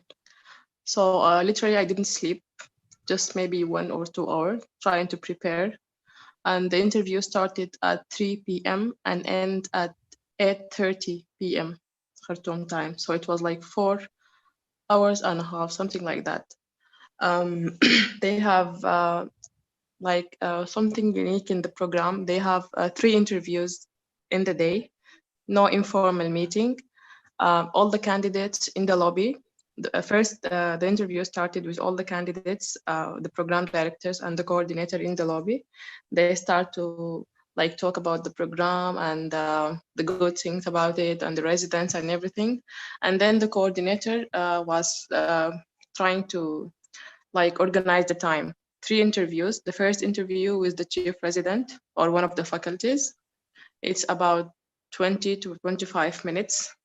And then you will go back to the other residents and chat with them about the program. And as Rayan mentioned, they don't care about what we were saying. They're just trying to sell the program and convince us to rank them high. So the first interview is the chief resident or one of the faculty. The second interview was called panel interview, but not like what Dalia had, not like more like 3 interviews interviewing you. No, you and 3 or 4 of the candidates and the program director. So the idea of the panel interview that everyone has 5 to 7 minutes to talk about himself. And then the other candidates will ask you a question and you will do the same. When they talk about themselves, you will ask them questions. So I tried to reach someone in the program. He told me the idea about this panel interview is 2 things. Number 1, they want to test the interaction between you and the others. So try to ask each candidate 2 questions or 1 question minimum. And the second part is that they want to make sure that they know things about you that are not in your CV. So you have to mention the point, your personal story in points. The points are why medicine, why internal medicine, why US, if any research or teaching opportunities. This all matters, but they want to know why you are interested in this program and your hobbies and a little bit about your personal life. So this was the idea. And then you will be asked about two questions from each candidate, and they want to test as well your interaction with them. There was the program director and the chief resident with him. They didn't say a word during this panel interview. It was 1 hour and 15 minutes. The last interview was with the program director. It was like 5 to 10 minutes. He didn't ask about usual questions like tell me about yourself or this. He just asked me if I have a question to him. So in the program, he has something unique, lifestyle medicine board. And he always talk about this during the session and during the introduction. So I tried to ask him about this two questions like, how can I get to know more about this lifestyle medicine and how I can use this in my work in Sudan and in my work with MD Ziara from the US and this kind of stuff. It was like just 5 to 10 minutes interview. The one-to-one interview was 20 minutes. There was no behavioral questions at all, but the start was really weird. He didn't ask me from the start, like, tell me about yourself. He started by saying that, I think your scores are good. You have done some researches and teaching. And in this program, we care more about the people who have like more than one experience. So if I have someone who scores 260 and he have nothing in his CV instead of high scores, I would prefer a person who is doing volunteer work, teaching, experiences in researches, as well as good scores. And then he said, oh, sorry, tell me about yourself. And then the interview started. The second question was about strength and weaknesses. And also he asked me about this fellowship. He asked generally about he didn't ask about the research. I asked him about the research opportunities in the program, and I find it a chance like to tell him about our research fellowship, and he was so amazed by the experience and the telemedicine and the virtual meetings and this kind of stuff. And then he asked me about my training residency in Sudan. The same question you guys asked the last week, like I'm in the middle of training, so why I want to leave this, or what are the challenges that are facing me now. And then he asked if I have any questions. So this is my experience. It was very exhausting because it was like 4 hours, not divided into 2 days. But thankfully I was able to make it. Thank you, everyone. Congratulations, Rayan. Thank you so much for sharing. That's a great. Good luck. Thank you, Dr. Nader. Thank you for sharing your experience. Really great, and a new way that we learn it now. So thank you so much. Appreciate it. Thank you. Thank you. Thank you for your help and the audio and everything. I didn't get the chance to get back to you. Thank you. Thank you. No problem. So I just want to add that we all like help each other, and I'm sure whoever you reach to, he will help you the same way that we helped each other. I have reached previously to Mulham, to Somi, and I am 100% sure whoever I will reach out for help, they will help me. So that's really mutual. Absolutely. Thank you so much. Thank you so much. Thank you so much.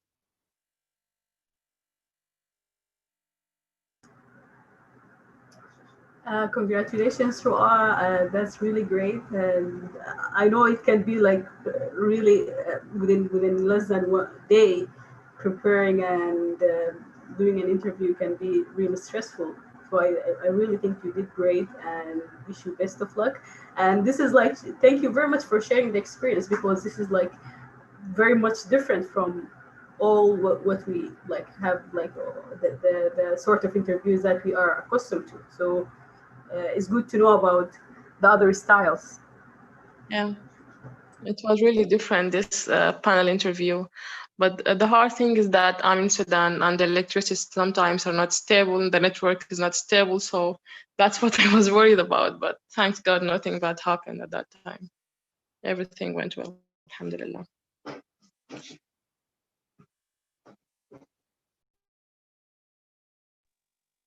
Ru'a, hi. Hi. Yeah, congrats on your interview and wish you good luck.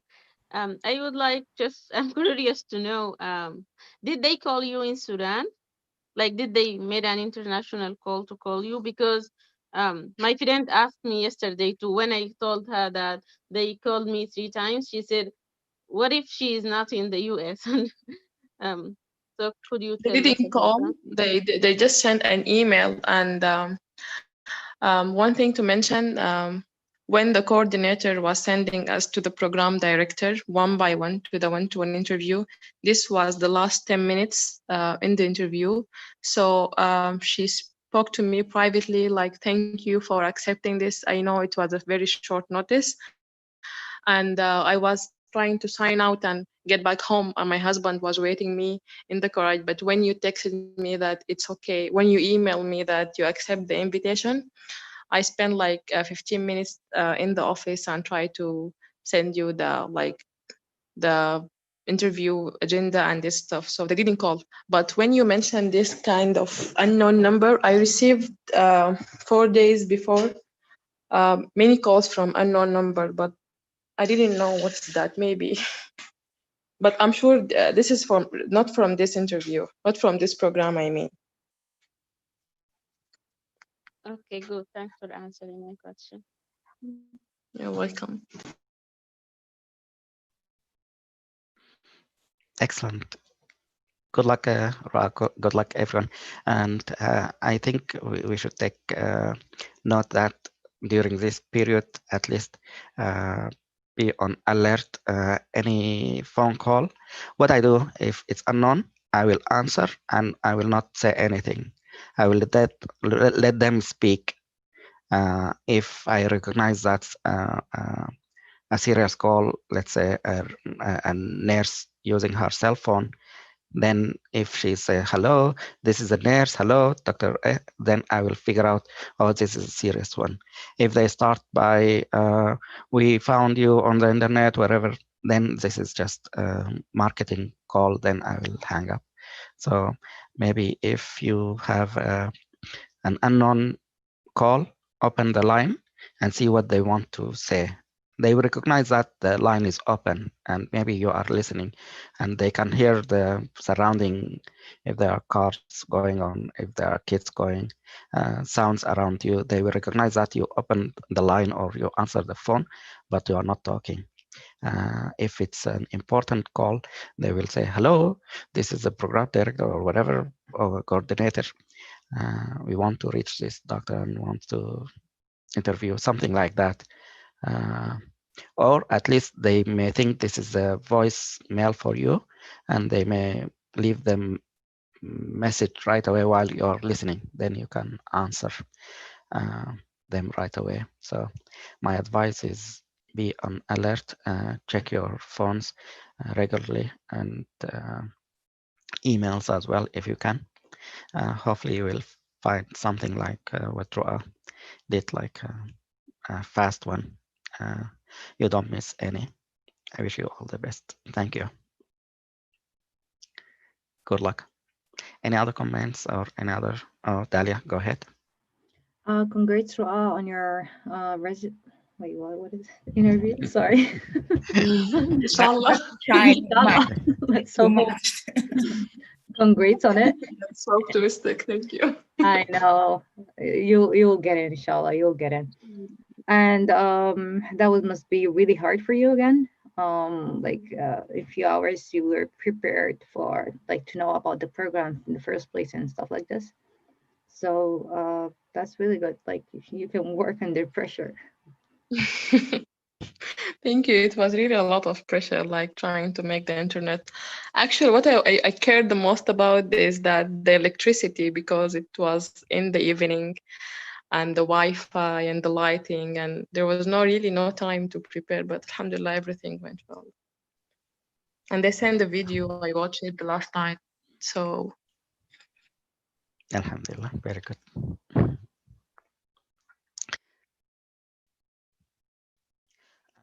On that also note, I think I want to tell you the two tips. I'll just focus on the second one.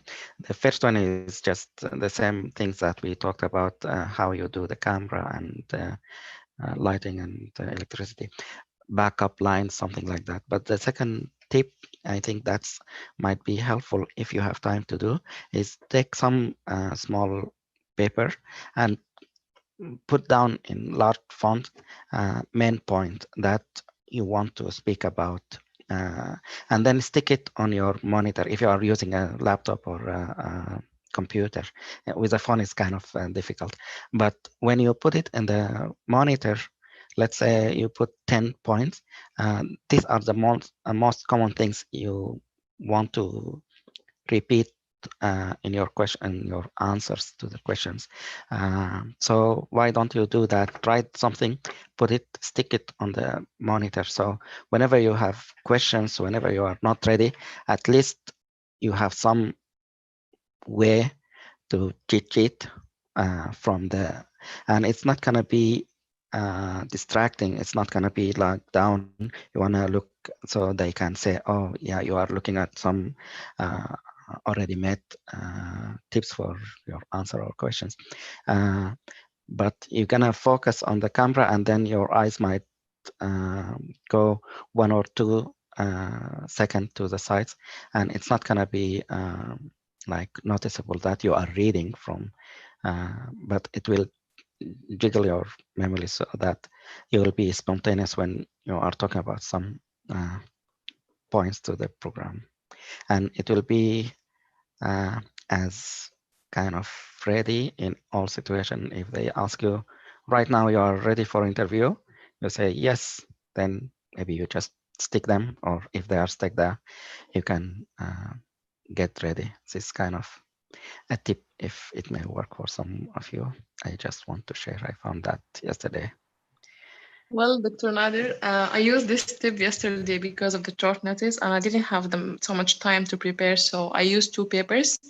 In one paper, I wrote the points that I want to talk about in the panel interview, because I know this is a 5 minutes to 7 minutes talk, not like in one-to-one interview, you just highlight major points about your CV or your personal life. So in the panel, I knew that I'm gonna miss a lot of things, because 5 minutes is a good time to mention everything.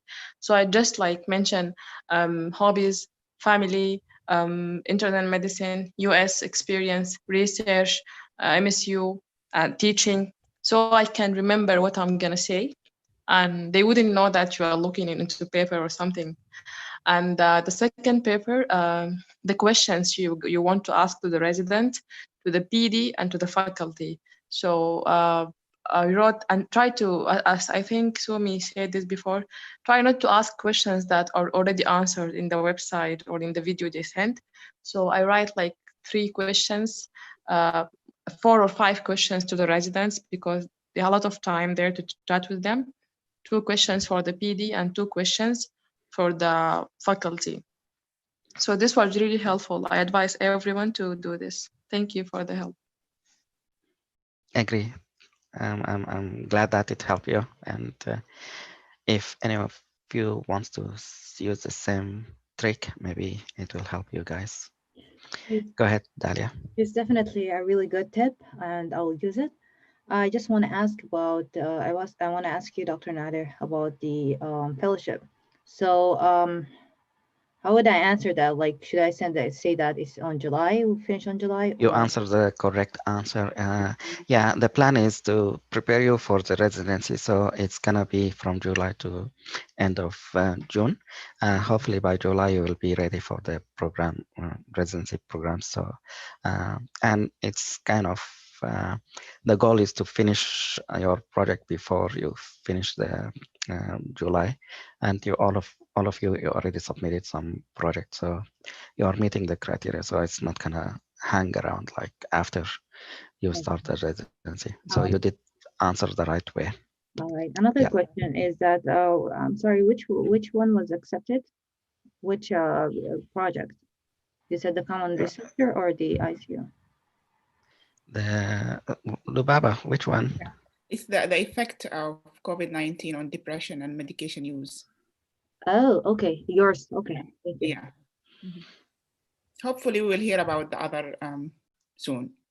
Yeah, I feel like, yeah. Hopefully. So each, the first author we listed in each of these might have an email sent to them. So be on watching for some emails. Maybe Lubaba, if you can share that email, so they will expect the format to be similar to the email that you received. If you can share the email with the group, that would be great. Hopefully we'll hear from them. And it depends on how the interviewer, not the reviewer, responds. Some will review your abstract and then they have time. They don't respond right away to the committee.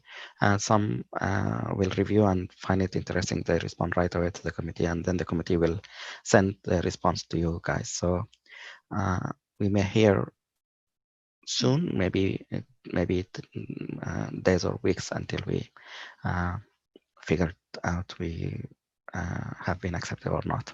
So just watch out, the one who listed the first name on the submission. Sure. Okay. Yeah, I was planning, actually, we were planning to hold a meeting for us and discuss all of this, the submissions and how we move forward, and maybe the leadership for the groups and all of this. But because of interview this week, so initially or tentatively we have tomorrow. So I will send an email and discuss it more with them. Yeah. Sounds good. Excellent. Good questions, Dalia. Thanks.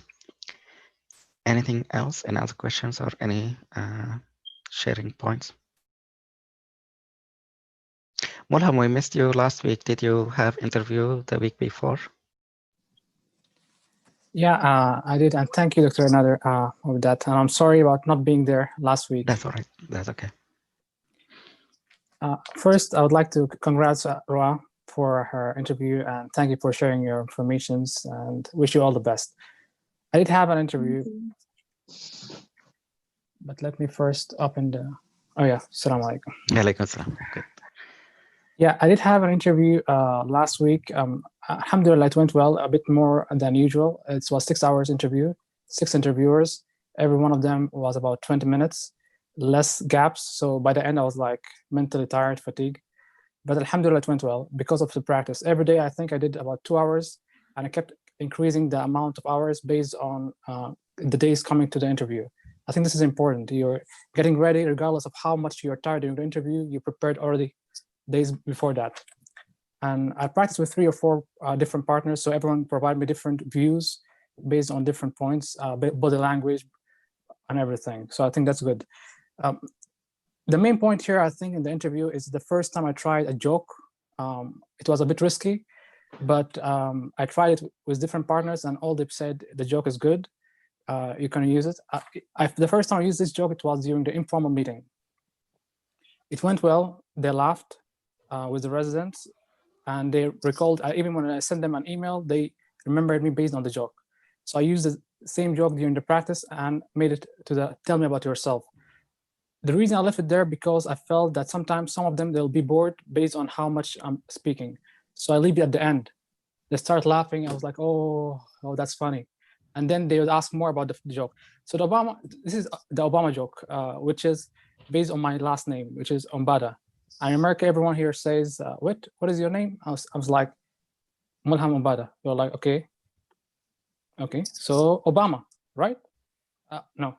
So that's kind of the joke. And yeah, because it's very understandable to the culture here, they laugh a lot. And even the program director, earlier in the day, she said, I want you to describe everyone. We were like the candidates, about 6 or 8.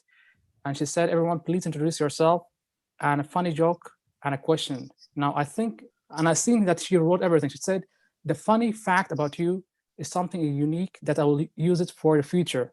So what she meant that is during the ranking. So everyone said cooking, one said bicycling, one said traveling. It means not prepared. Most of the answers were not prepared for the majority. What I said, I had two things in my mind: the funny joke and the language, German. But then again, German is something not that big, really. So the joke, I said the joke, they kept on laughing and laughing. She was moving her head. Oh, Obama. Okay. So yeah, that was the start of the day. So, alhamdulillah, it went well. When I met the program director about a minute or two after, when we met her here, she said, "Mr. President, nice to meet you." So yeah, that was a good start. We had a good talk. It was informal, and every interviewer I had, it was blinded. I didn't know who I met, but the good thing is I did good research on every part of the program, which allowed me to know who is there. I noticed one familiar face, which was a resident about 2 years before. So I knew that probably she got into the faculty. So she was like very friendly. After I made the joke, she became very friendly. She said, "Do you have questions?" Frankly, I didn't have any questions. This was the last interview. It was the 6th in the day. I said, "No, I don't have any questions, but I enjoyed your video you provided, and the website provided all the information. I did ask many questions, but at the end, I felt that she's like letting me know that you need to ask a question." She said, "Well, you know, sometimes you would have a question here and there. Do you have any?" She said it for a second time. I knew I had to ask a question. I said, "Well," and then I remember her phrase. Here, I knew that I need to ask her something based on her residency. I said, "How about your residency? Will you consider it as something unique, and would you like to repeat it again?" Something like that. She started laughing because she knew that I knew her. This was blinded. I didn't know her name. I didn't know her at all, but only a photo in the program website. That's why I think this resulted in a bond. We had a laugh for about 4 or 5 minutes. Anyways, what I'm trying to say here is the goal is the interview is trying to, if it is a bit formal, turn it informal, one way or another. That was my goal. Alhamdulillah, I was able to make it by the joke. If you're able to do a joke, that's good. Try to practice it with different partners and see if it works. And yeah, that's the main goal. Sometimes they're also informal if they know you in terms of you work with them, or you know a contact there. That helps a lot. There's one hospital I worked with, one of the interviews, it became a bit informal from the start because I worked with them, they knew me. Also, sometimes what helps to turn this interview into formal is based on our personality and the things which are interesting in the CV. Everyone I've noticed, mashallah, they have different ways of how they say, "Tell me about yourself." Some would go for the start, and then at the end, they would have hobbies and interesting things. Everyone has unique things. So yeah, I would say that's something, if you are having that, you can prepare the interesting things and make it much more organized. To tell me about yourself, it is something that you'll get their attention and can turn the interview from being formal into a bit informal. And I think that's what I want to say here. And only one point I would say is, yeah, there are some questions that they'll be similar, but a bit different in the sense that they might ask you, what is your area of strength? Or they might say, what are you going to add to our program? Which is the same thing. And the answer is similar. Maybe the start is a bit different. So being focused allows us to identify the questions which are similar. I was asked similar questions. For instance, they said, mostly behavior questions. They said, what is your, a mistake that you've done and how you improve from it, or what you did during this mistake and what you learned from it. They didn't ask about what you learned, but that's what I figured out. By the end, I said, I learned this from this, and it became more a talk. But then again, from the start, it was a joke. And they tried even to make jokes with me and try to be funny because of the joke itself. So yeah, if you can make a joke, that will be very helpful, from the start to the end. Yeah, so I will say that the way I prepare for the interview is, number one, I'm reviewing the website in detail, the program director, associate program director, seeing every photo, analyzing every part, and trying to form the details, because this helps during the interview. And then from there, go towards the common questions and behavior questions, and from there towards preparing the question itself for the program director, associate program director, and all the interviewers in detail. Sometimes they're blinded, so we don't know who is there, but you just prepare the most or the much we can do in these situations. And yeah, the only thing I want to say, if you're going to use your phone, be careful that you would be shifted from one room to another. So this requires or results in a bit in a tilt in your phone, because if you're using your phone, it will be in the landscape orientation.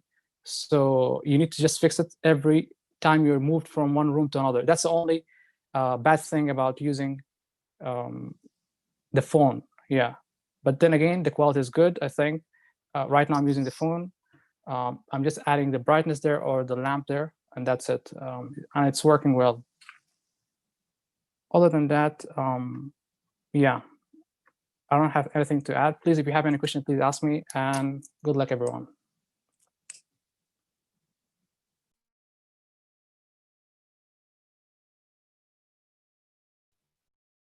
Thank you for sharing, Mulham. Very informative. Thank you so much. Thank you so much, Morham. Thank you, Lubaba. That's really interesting, and it's just for the sake of time, I'll share a quick two, not joke, but one joke is, as you said, prepare.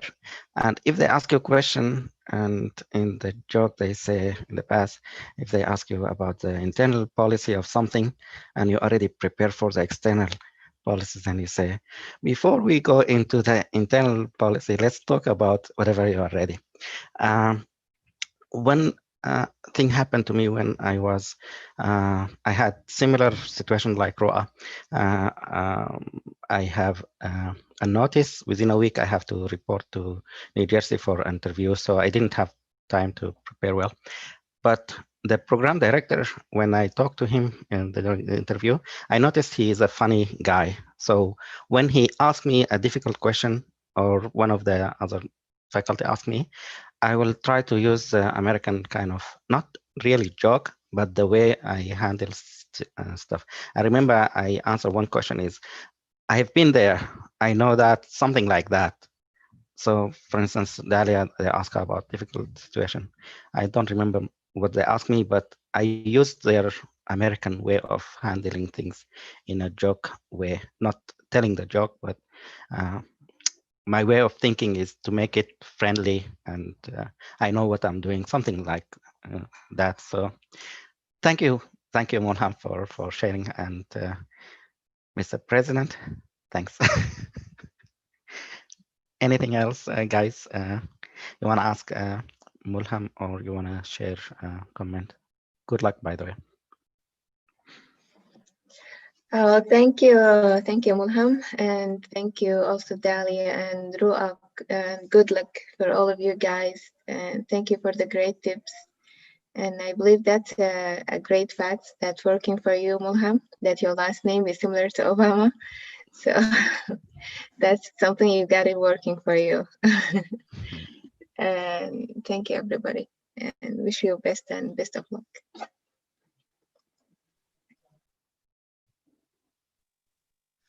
I have a question. Yes, go ahead. It's not a question, actually. Whenever I tried to make a joke, it didn't work. I don't know how to make a joke, because they have three things in common. They laugh a lot about it, which are sports, animals, and politics. And I have no interest in all these three things, especially the animals. So how to make a joke? Any help, please? I'll tell you to avoid jokes with politics, unless you know the person. If they are democratic, then you may Yes. joke. I think You so. don't want to. The rest animal, I think Lubaba said in the past, you are not gonna go wrong with the animal. So if you have any joke in the animal field, then use by all means. Any other tips for Roa?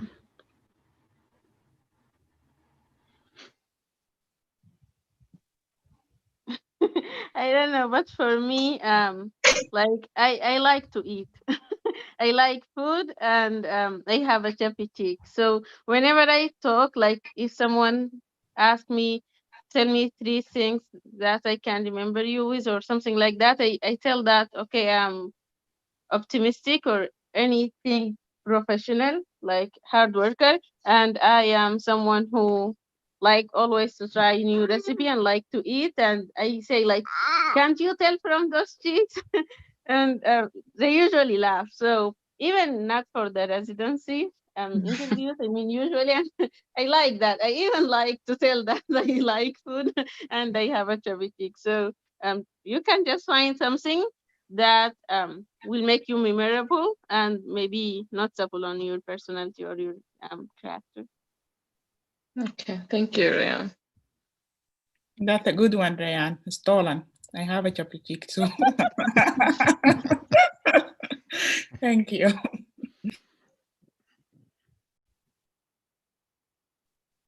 Good. Mulham wants to add something. First, thank you, Rayan, for the joke. Yeah, it's really great. I'll say the joke should be very personal. Yeah, something that relates to you. It will be the funniest and memorable. And that's what, when I thought about the joke, I thought to something personal to me. That's what I recall. So if you can think about something related to you, either physically or something in your hobbies. For instance, I have practiced with somebody who's involved in karate. They made a joke about their being karate, and they said, "I'm the karate girl," or something like that. So if you do something like that, it will be very funny. Yeah. Mm-hmm. Thank you, Malham. You're welcome. Excellent. Thanks, both Marwa and Mulham, and Rayan. Thanks for sharing.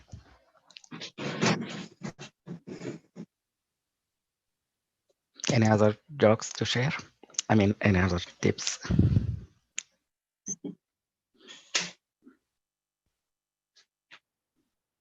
Tamador, Ali, Khalid, we didn't hear from you. Tell us a joke. It will come in your interview next time.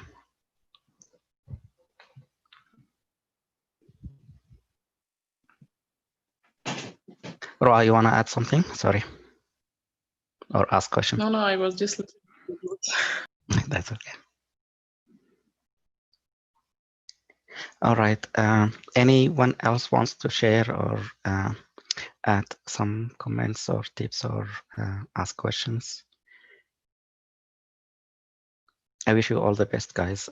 Those who are who did the interviews, and for those who are also preparing for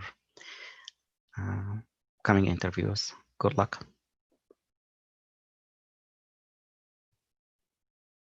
Thank you. So let's talk about next week. Any suggestions? Yeah, thank you, Dr. Nadir. So I do have a suggestion. I think that might put another burden on you. So, but it's optional. Sure. Yeah. I'm just since we are most likely, inshallah, by July we're going to start residency, or we're going to be involved in clinical practice. If we can at least bi-weekly have an interesting case you came across, or a subject that you feel needed to be mastered by the residency, so we can learn about it and then come and discuss it for a half an hour or so the same way, or maybe even present it, not a PowerPoint presentation, but a case presentation as if we are in a round, and then we get to get feedback and answer your questions. And maybe our colleague that they're hiding and not talking, maybe they have the chance to participate. I'm just interested in clinical at this point. And another part we can add how research can improve this subject, or how research can improve the management of this case. And just a suggestion. I understand it might be another burden on you, but it will be very greatly appreciated if we can try that too. Thank you so much. Thank you, Lubaba, for the suggestion. It's a good suggestion and it's a good idea. And I don't mind doing that. It's not a burden. I love to teach, and I love to share with you guys things. I will raise just one point, is that my idea is to get you the research part, number one, number two, the geriatric part, and then if we have time, the clinical part. So these are the priority for me as far as the fellowship. If you learn the research tools, as Marwa was showing us how to use Excel in the future, I hope you can work with PowerPoint and Word and other tools for publication.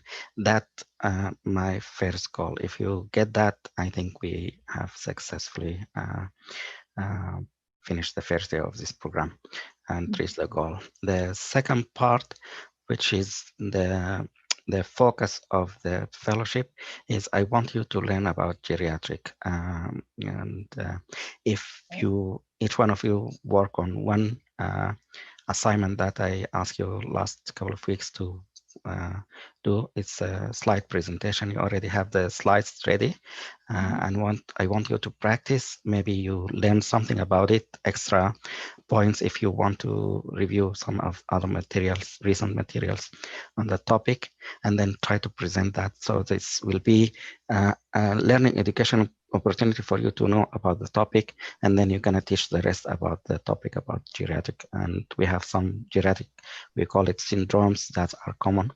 And this by itself, if you learn, I think it's 17 topics or more, this will help you when you are going into residency. Hopefully you will see older patients with chronic conditions, and hopefully you will be ready of handling the situation accordingly. The thing is, most of you trained or graduated from other universities. Geriatric was not, I assume, is in your curriculum. Here, medical students, they are required to do some geriatric rotation. And during the residency, internal medicine, at least, I'm not sure about family medicine. I think also family medicine, it's a required rotation. So you will do some rotation.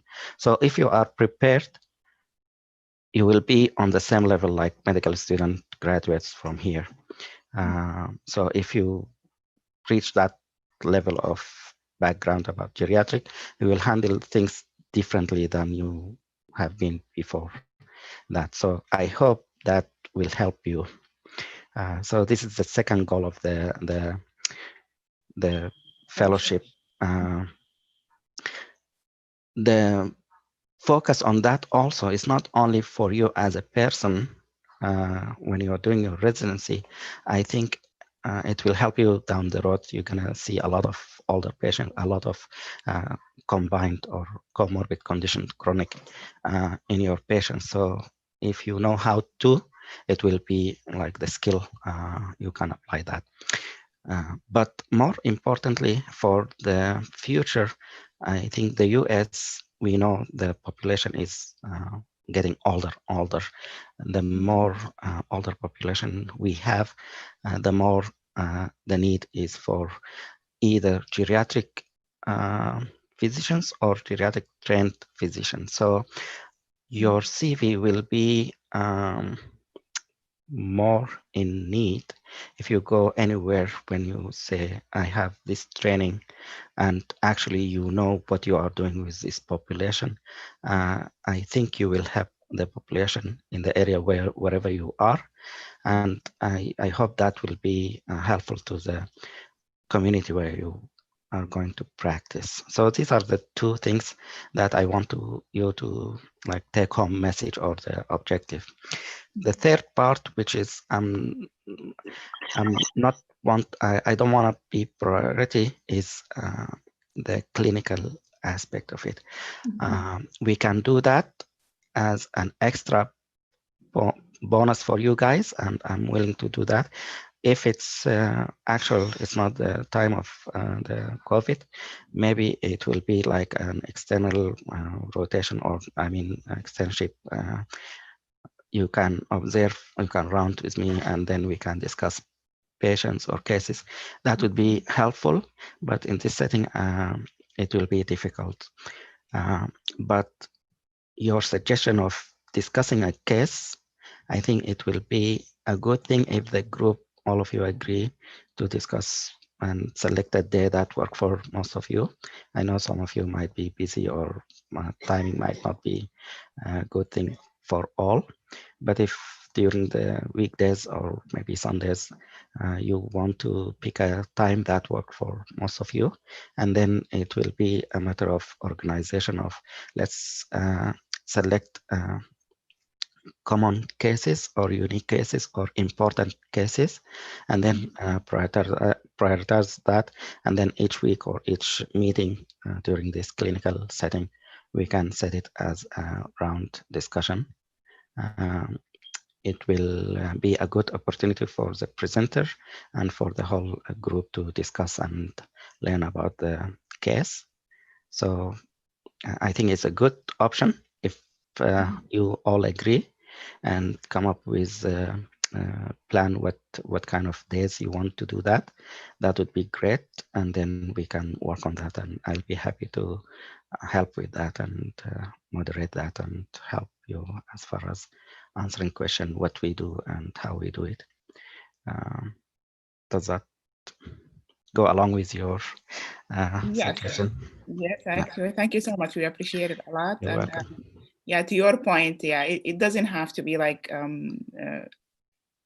internal medicine or family medicine. So the focus would be geriatric as well. So as you said, lifespan is increasing and we have a lot of old population here, and that is really going to come handy for us when we practice. So yeah, I meant to be like I meant the subject can be geriatric. Yeah. Sure. If you want, we can, instead of the slides that each one of you have, maybe you can pick up a date if, let's say, you agree on Sundays. So maybe we can schedule it next coming Sunday. Lubaba will present her slides, and then you can talk about that. And I think most of these slides, some of them have clinical scenarios, more or less at the end of the slide, case or two cases presented and how we handle that. So it can shed some lights in that sense. So we can do that way. The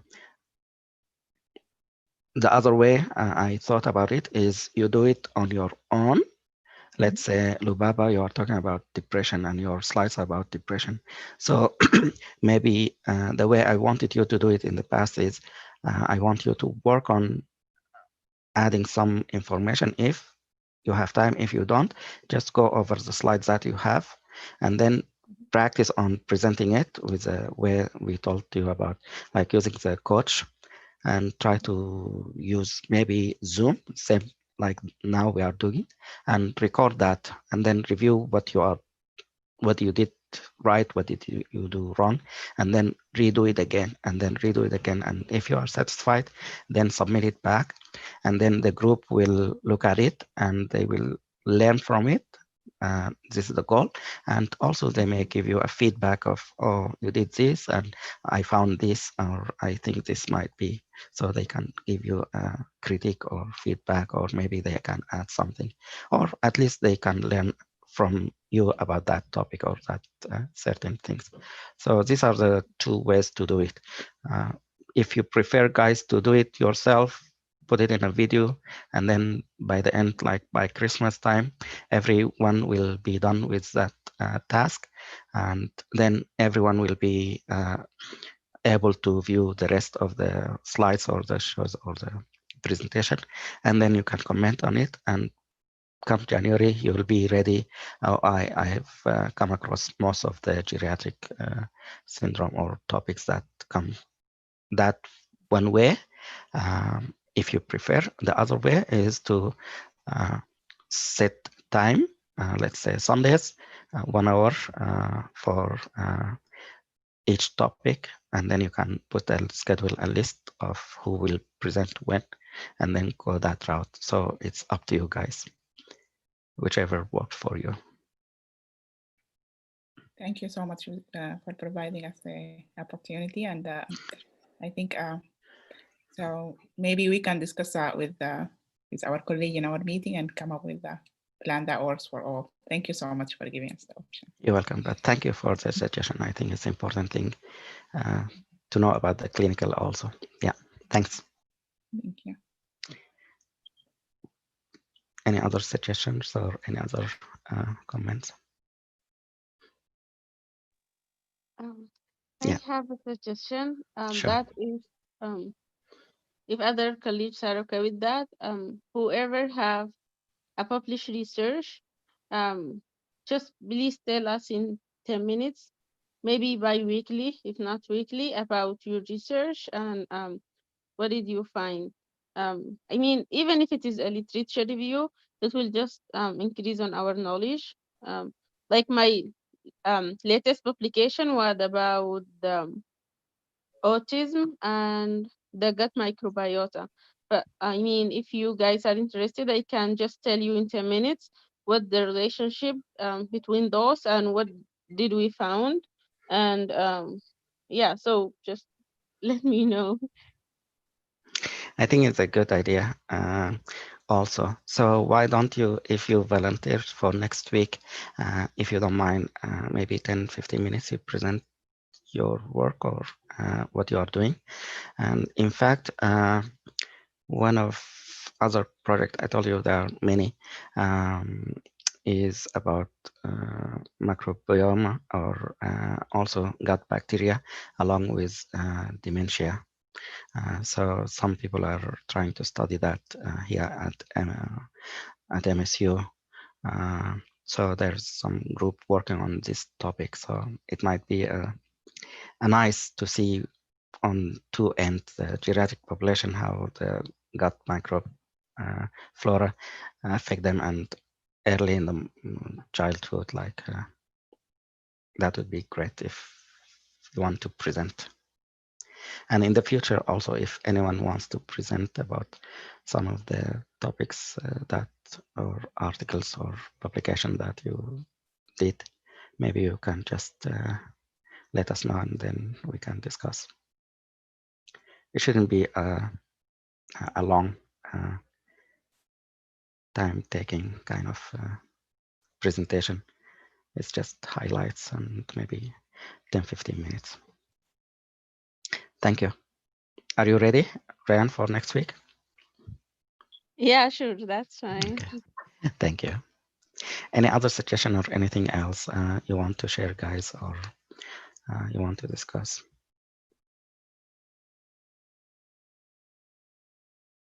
So hopefully next week I'll hear from the people in the stat lab if there is available some statistician to look at some of the data and see how we can meet the deadline.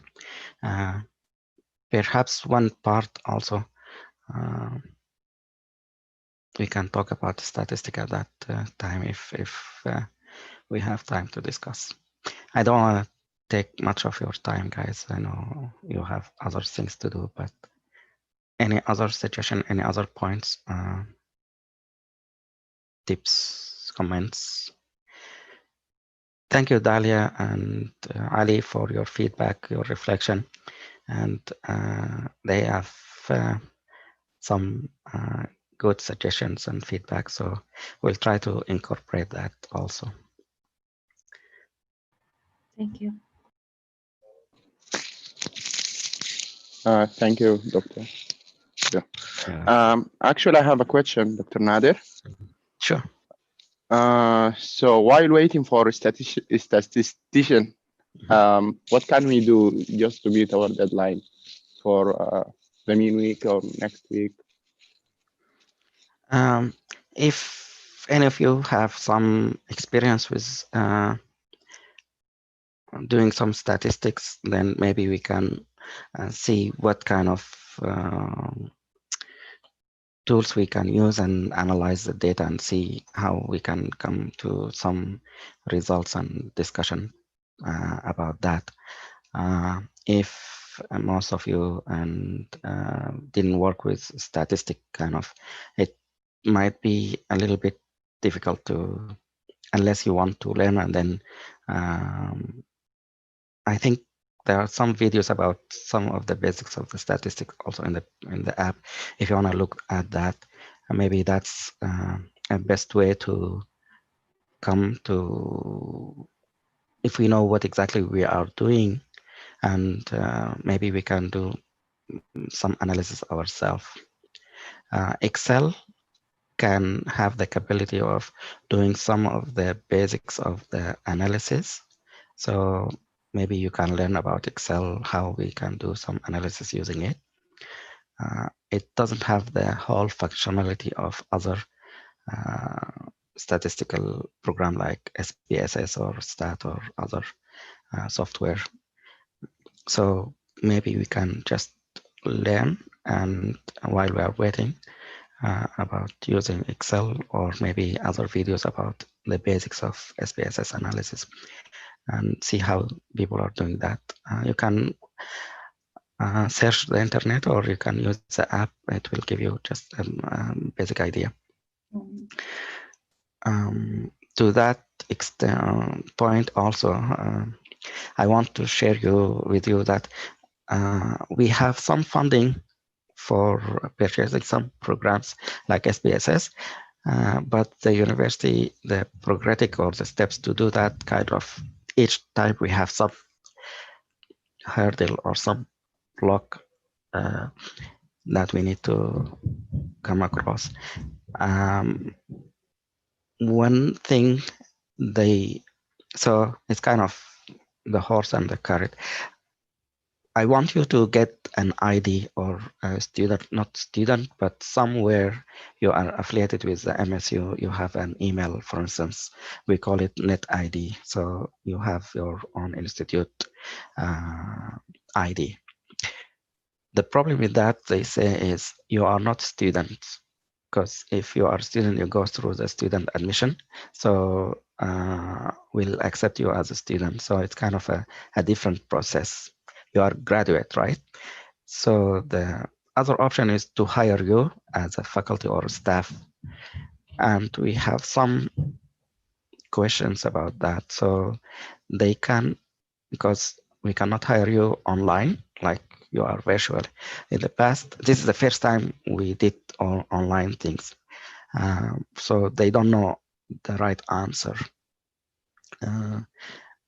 If in the past we accept you, you will be in the facility or the institution.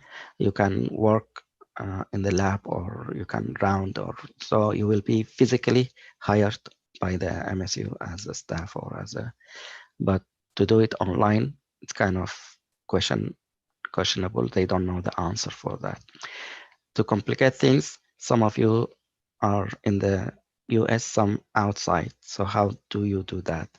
Then next question is a visa required or not? Then working permit. Do you have a working permit to work in the US or not? And the last part is how we can pay you if we hire you, and if we don't have the fund, can we hire you without payment? And if you are willing to work without payment, how we can do that? And all these questions, no one know the right answer for it. It's kind of everything we don't know, and we are not gonna go there, or they go to the higher level and they say we don't know and we'll figure it out. And so it's kind of pushing things back. To the point of the software, I thought we can buy the software for you guys and just you work in your place. And then they say, but if they are not MSU affiliated, you don't have the net ID, we cannot send you the money to buy stuff for them. So it's kind of blocked. We want to help you, but the bureaucratic part of it kind of limit what I can help you with. At least my objective is for you to learn Microsoft all stuff, Excel, Word, and PowerPoint. These are available to you guys with Google free, and now with Microsoft also free with limited features. So this part you can learn, so we don't have to use any money for that. Second part is like for editing. I want you to learn about EndNote. It's kind of a tool where you write your paper, and it helps you put the reference in the right place and format it easily.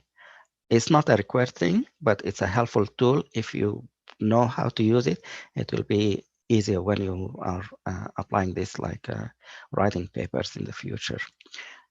Do we really need that? I thought it will be a helpful tool.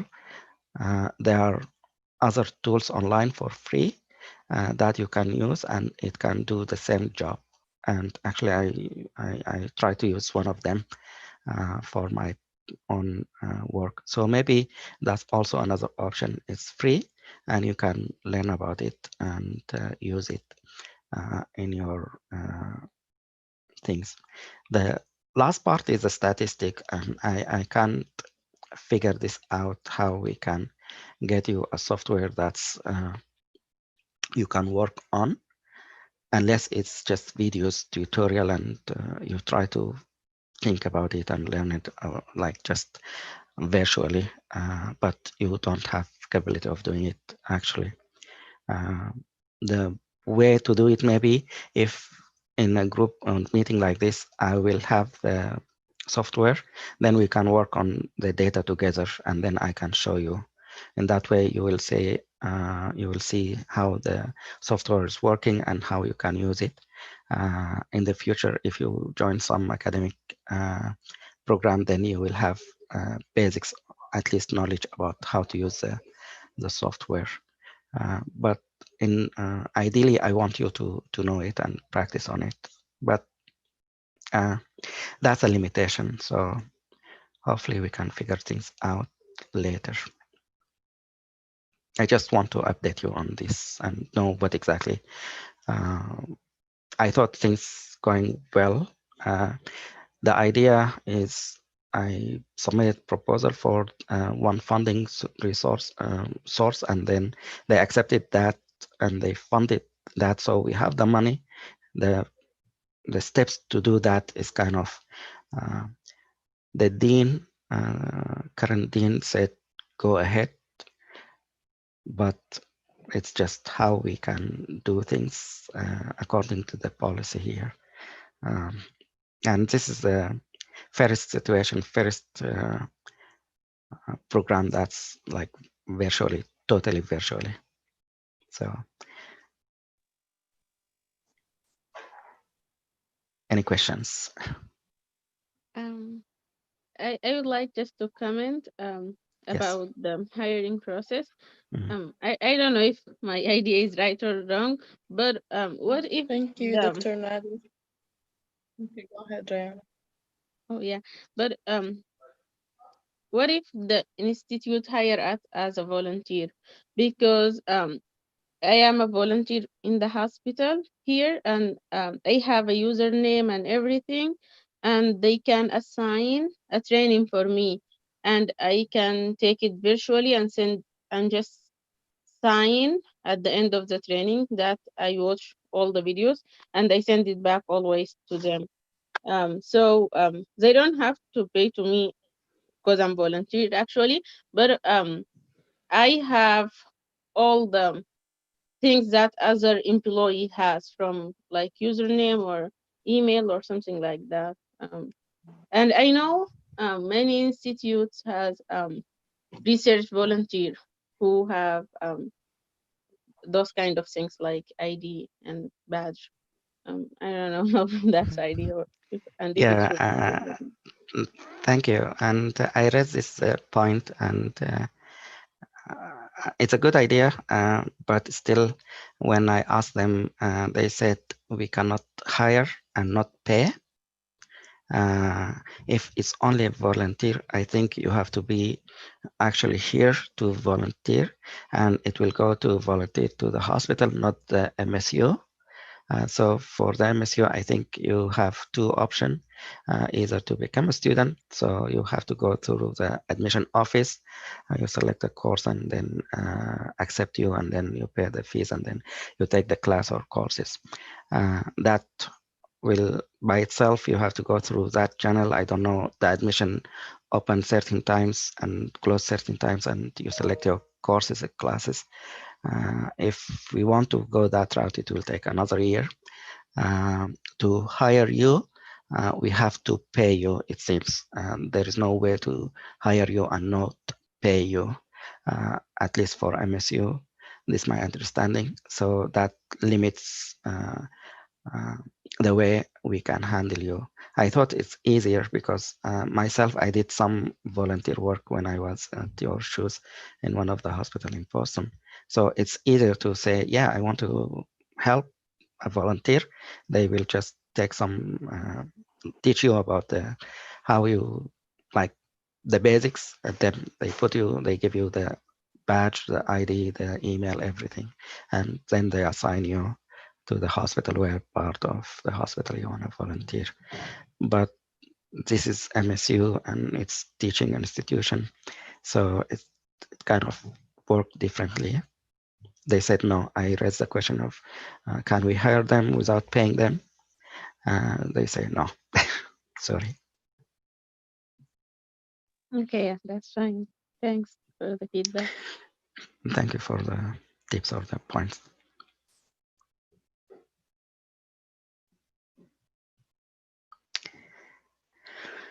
Any other questions or suggestion, or almost 5 minutes to 2 o'clock in here is time.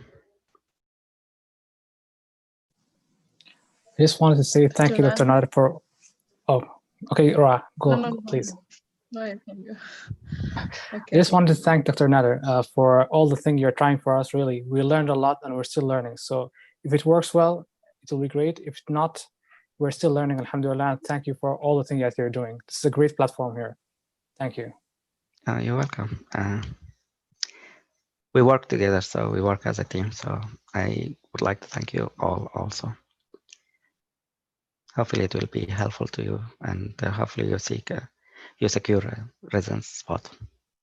Go ahead, Roa. You wanna? I just want to thank you, Dr. Nader. As Mulham said, we really appreciate very much what you are doing so far for us, even giving us this opportunity. You have no idea when we mentioned this in the interview or wherever we mention this, this is something that we are really proud of. And thank you so much for your effort and for the opportunity itself. Oh, thank you. No, don't mention it. It's really, I was in a situation like you one day, so I know exactly what you are going through, and I see how you can benefit this country. Not only yourself, but they are in need for more physicians, good physicians. And as I said, I'm focusing on geriatric, so you don't have to focus on geriatric, but at least you will have, hopefully by the end of this fellowship, an idea about what you're gonna come across and handle it the right way, or at least you'll be trained for that. Hopefully. I just want to add something. I can't agree. Yeah. I can't agree more with what Ru'a and Mulham said. At the end of the day, we're learning. I just want to share something with my other colleague that might not know. Sorry, the background, there is noise. When I first met Dr. Nadir, it was a year ago or maybe more at SAPA conference, and it was, I think, the last day. I think I consider that as my lucky time that I met Dr. Nader, and I introduced myself looking for attendings for nephrology. And I shared with him that I'm doing a research master. And at that time, he told me I'm trying to open something similar at the facility that I'm working at. So, and you can imagine a year, he was thinking about this project to help us, and he was successfully did it. So I really can't speak to how much appreciation we have toward this, and because I knew that this is a big prestigious university, and it's not hard to it's not easy to start something like this, and you were able to accomplish and help us, and this is the most that we are looking for. So we really appreciate your help. Thank you so much. You're welcome. It's my pleasure, and I really appreciate your hard work. So it's not a one person thing.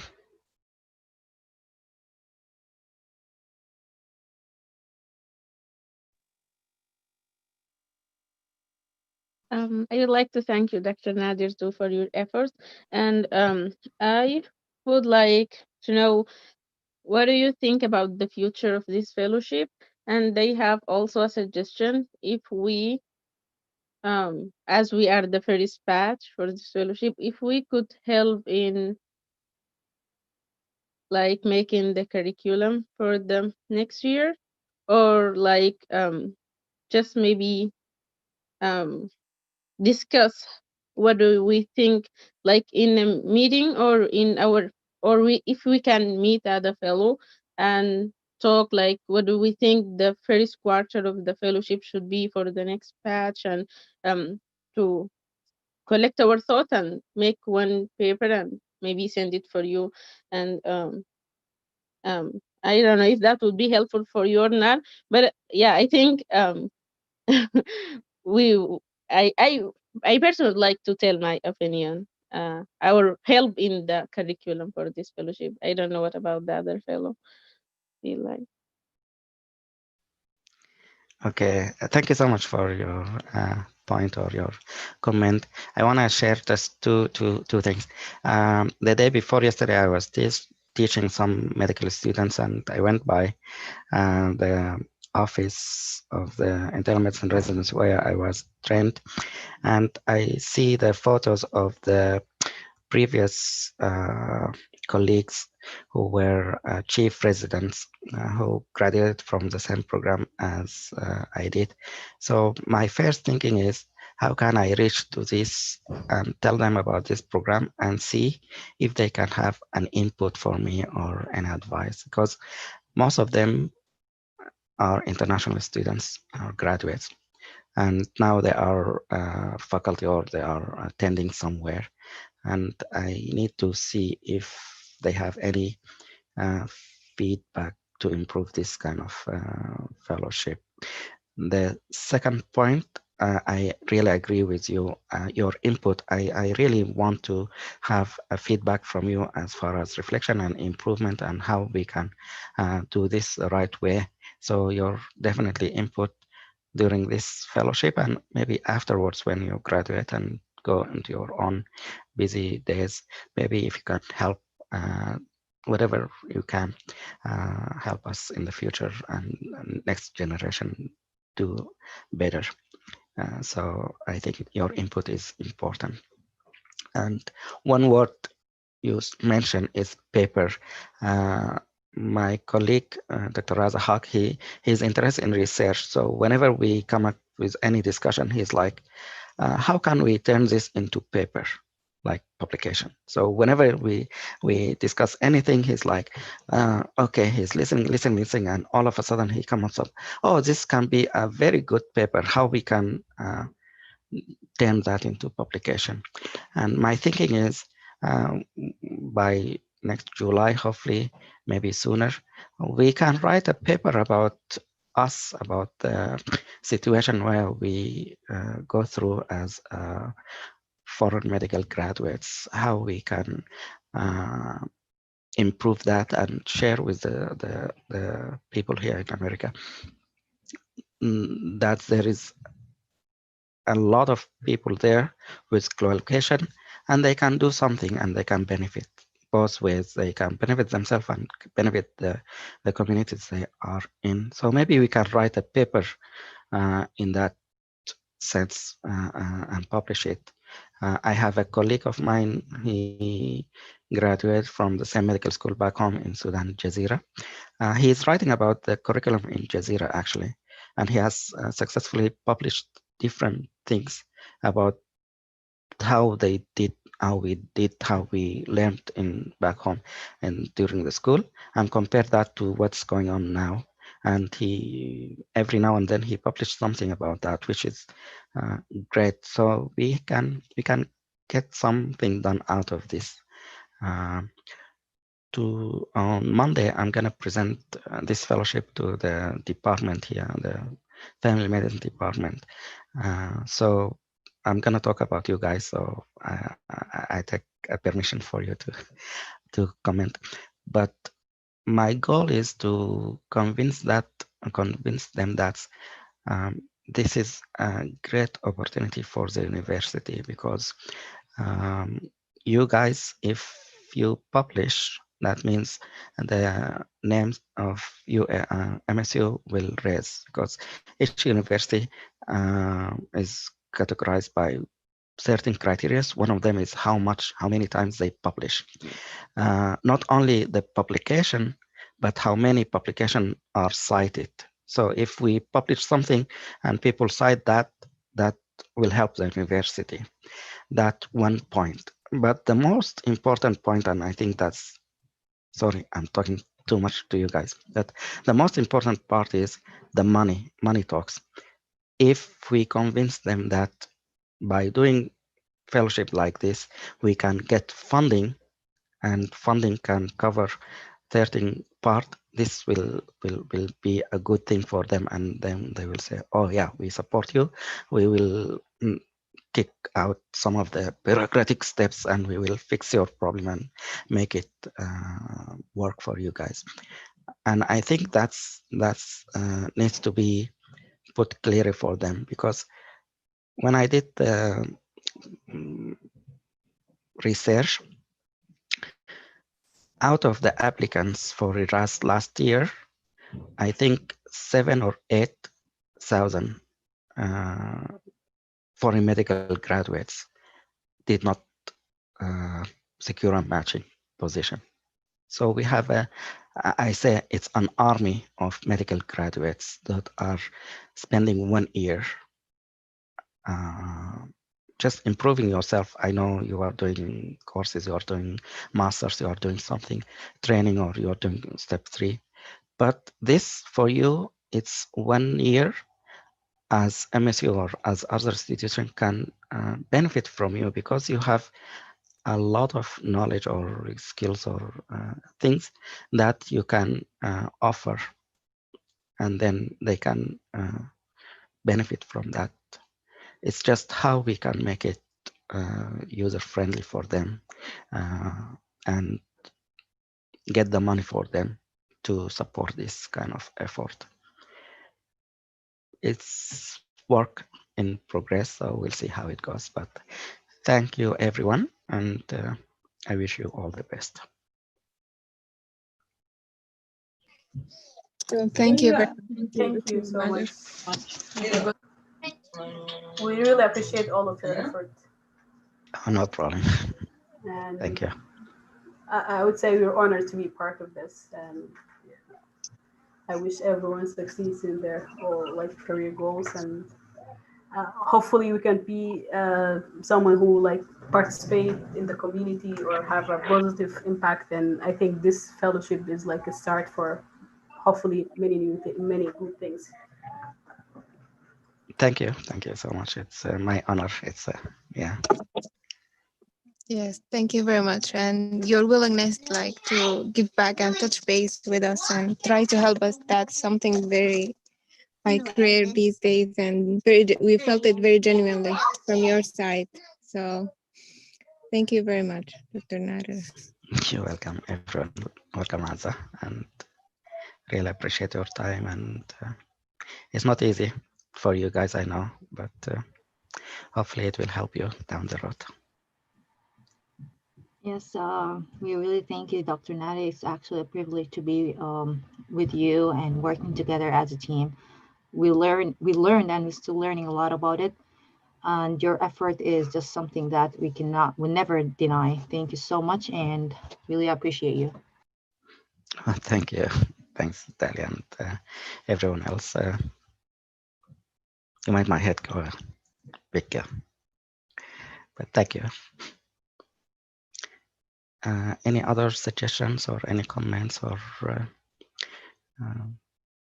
feedback, suggestion?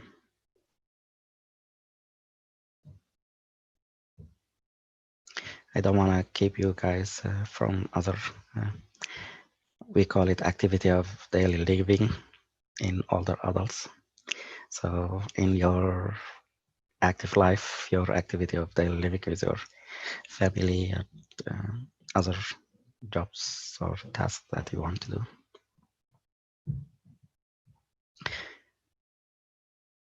All right. Let me know if I can be of any help for you guys. Shoot me an email. And I want to remind you, the one who did not do reflection or feedback of what the fellowship did to you, or how we can improve it in the coming days. Can you do that? And discuss, as Lubaba said, what options you want to pursue as far as the geriatric slides that we discussed, the topics, cases. Are you going to do it on certain days? Each one of you will be assigned to present and then discuss, or do you prefer to do it online? Everyone will just post a video and then the other will look at all these videos. Hopefully you will learn from the videos and put some comments, and the one who present also will benefit from these comments. Let me know, and I will see you next week. Dalia, you wanna add something? Yes, Dr. Nan, thank you.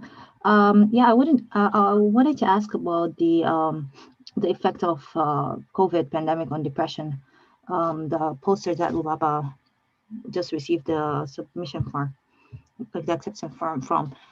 So it's going to be on a nursing home resident, and we have the data from a hospital. So is it? No, it throws out two data files supposed to. One file is the one Marwa mentioned or shared, the Excel file from the hospital. That's by itself, I think it's different from the one we are talking about with Lubaba about the nursing home. Correct me if I'm wrong, Lubaba. Yes, correct. You're right. It's a different one. Yeah. Okay, and the depression and like we are going to know like if they develop depression and there's any kind of medication change from that data. It's a comparison. Yeah, Dr. Nadir kind of speaks to that. So the comparison will be, so the idea is each nursing home in this country will have a report, monthly report sent to the government.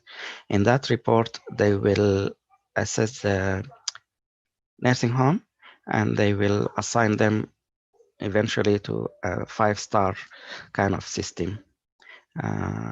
Each nursing home has to go through that, and they will have final 2-star, 5-star, something like that to the public. It's like the hotels. You look up a hotel, you want to see, do they have a pool? Do they have these kind of things? So one of the things that go into that report is quality measures. So they look at the number of patients who have the diagnosis of depression or who have medication for depression.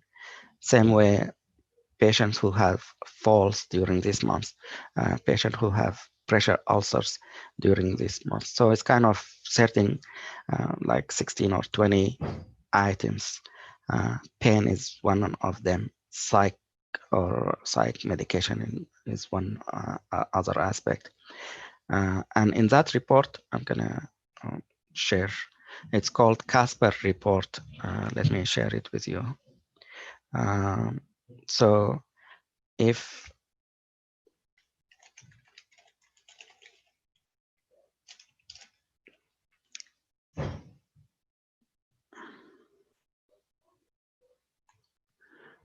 let's see if I can. Anyways, it's kind of in that report you will see the incidence or the number of patients with the diagnosis of depression, let's say, and then in that month, let's say in October, and then comes November, then you will see that number either change or the same, and they follow that each month, and they created this report, Casper report. So the thinking is, before COVID, let's say last year, we can say in this nursing home, we looked at the number of patients with depression from March to October, and we find the average number of patients with depression in this facility is 30 patients, let's say, give or more. It will just fluctuate, but it's kind of the average. And if we compare that to the time of COVID, let's say March of this year to October, and then compare the same number, the average, and we find it, let's say 50. Oh, here we go. Thank you. Who is sharing? Marwa. So if you can increase the font, or yeah, go to the right lower and increase the font. If you can focus on the, yep. So if you can scroll down, this will show you the items I was talking about. So depression is one of them, UTI. The first number 47, for instance, is the actual, is it? The number one, and then the facility observed percentage is 2.1, for instance, in this case. And then you compare this with the state during this month. So in Michigan, we compare this to what happened in Michigan on the average of all facilities in Michigan. And then the last column is comparing to the country. So the average for the whole nursing homes in the country. So there are three variables here we are looking at. If we can compare this, the first column, the numbers or the percentage, the third column about the facility this month and all the way to March of this year, compare it to the same duration last year. And if we find a difference, then we'll say, hey, because of COVID, we saw that the rate of depression is increasing in nursing home residents. And then we can come up with some postulation or some theories about what happened. We'll say in the past, family members can come and visit their loved one in the nursing home. But this year, this was limited because of many reasons. They don't want to get infected, or the policy of these nursing homes, or the state policy of sit in house or home. So we can say that. If we don't find anything, we will say, oh, we thought this will happen, but it did not affect any significant difference between these people. And we can say that only for these 2 or 3 facilities we are studying, or we can say we will focus on the state. Maybe it's happening in the state, the whole state. In Michigan, for instance, we can compare Michigan last year versus Michigan this year. Or maybe we can compare the country this year compared to the other country. And if we find something, we'll say, oh, we found this. Maybe we should do something. Maybe we should address this early, or maybe we should ask psychologists to contribute, or maybe we ask more staff members to interact. As far as in the past, family come and visit and interact, maybe we can hire some other activity members to interact or volunteer or whatever. So this the approach for this report.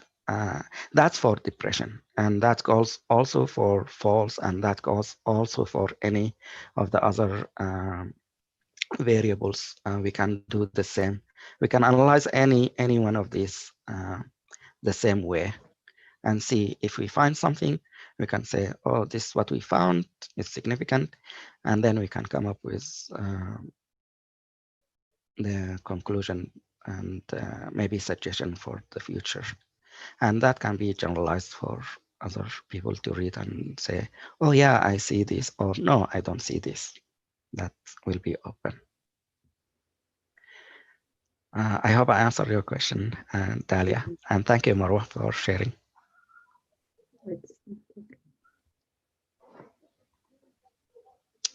Does that make sense for you?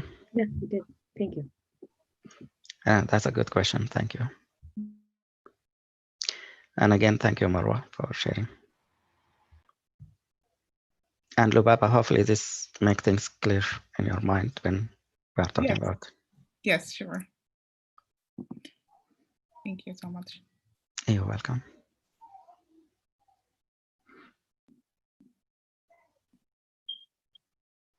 Any other questions or comments?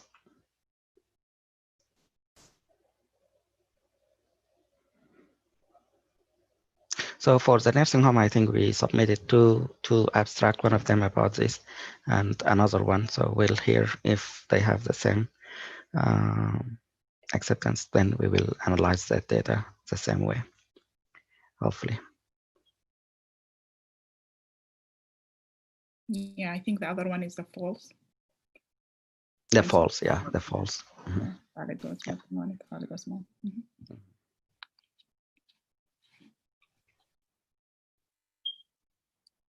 And for you guys, I want you to know the process of how you think about things. I don't think you want to go to nursing homes in the future, but the process of doing a research, you come up with the idea and see what's going on there and come up with maybe a theoretical question and see if you are right, if you are wrong, and then process this. So we have the data, it's monthly data, and the government create that every month. So you are not working hard to get things. It's already available for public.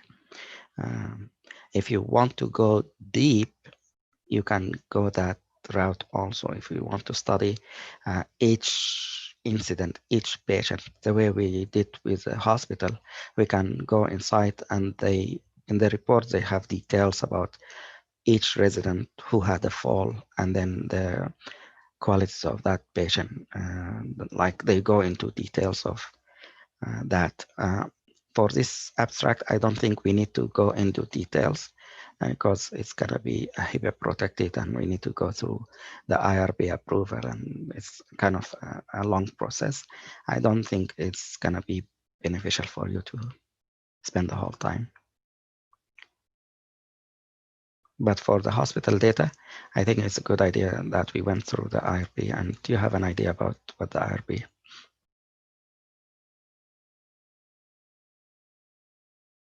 Any other questions or comments?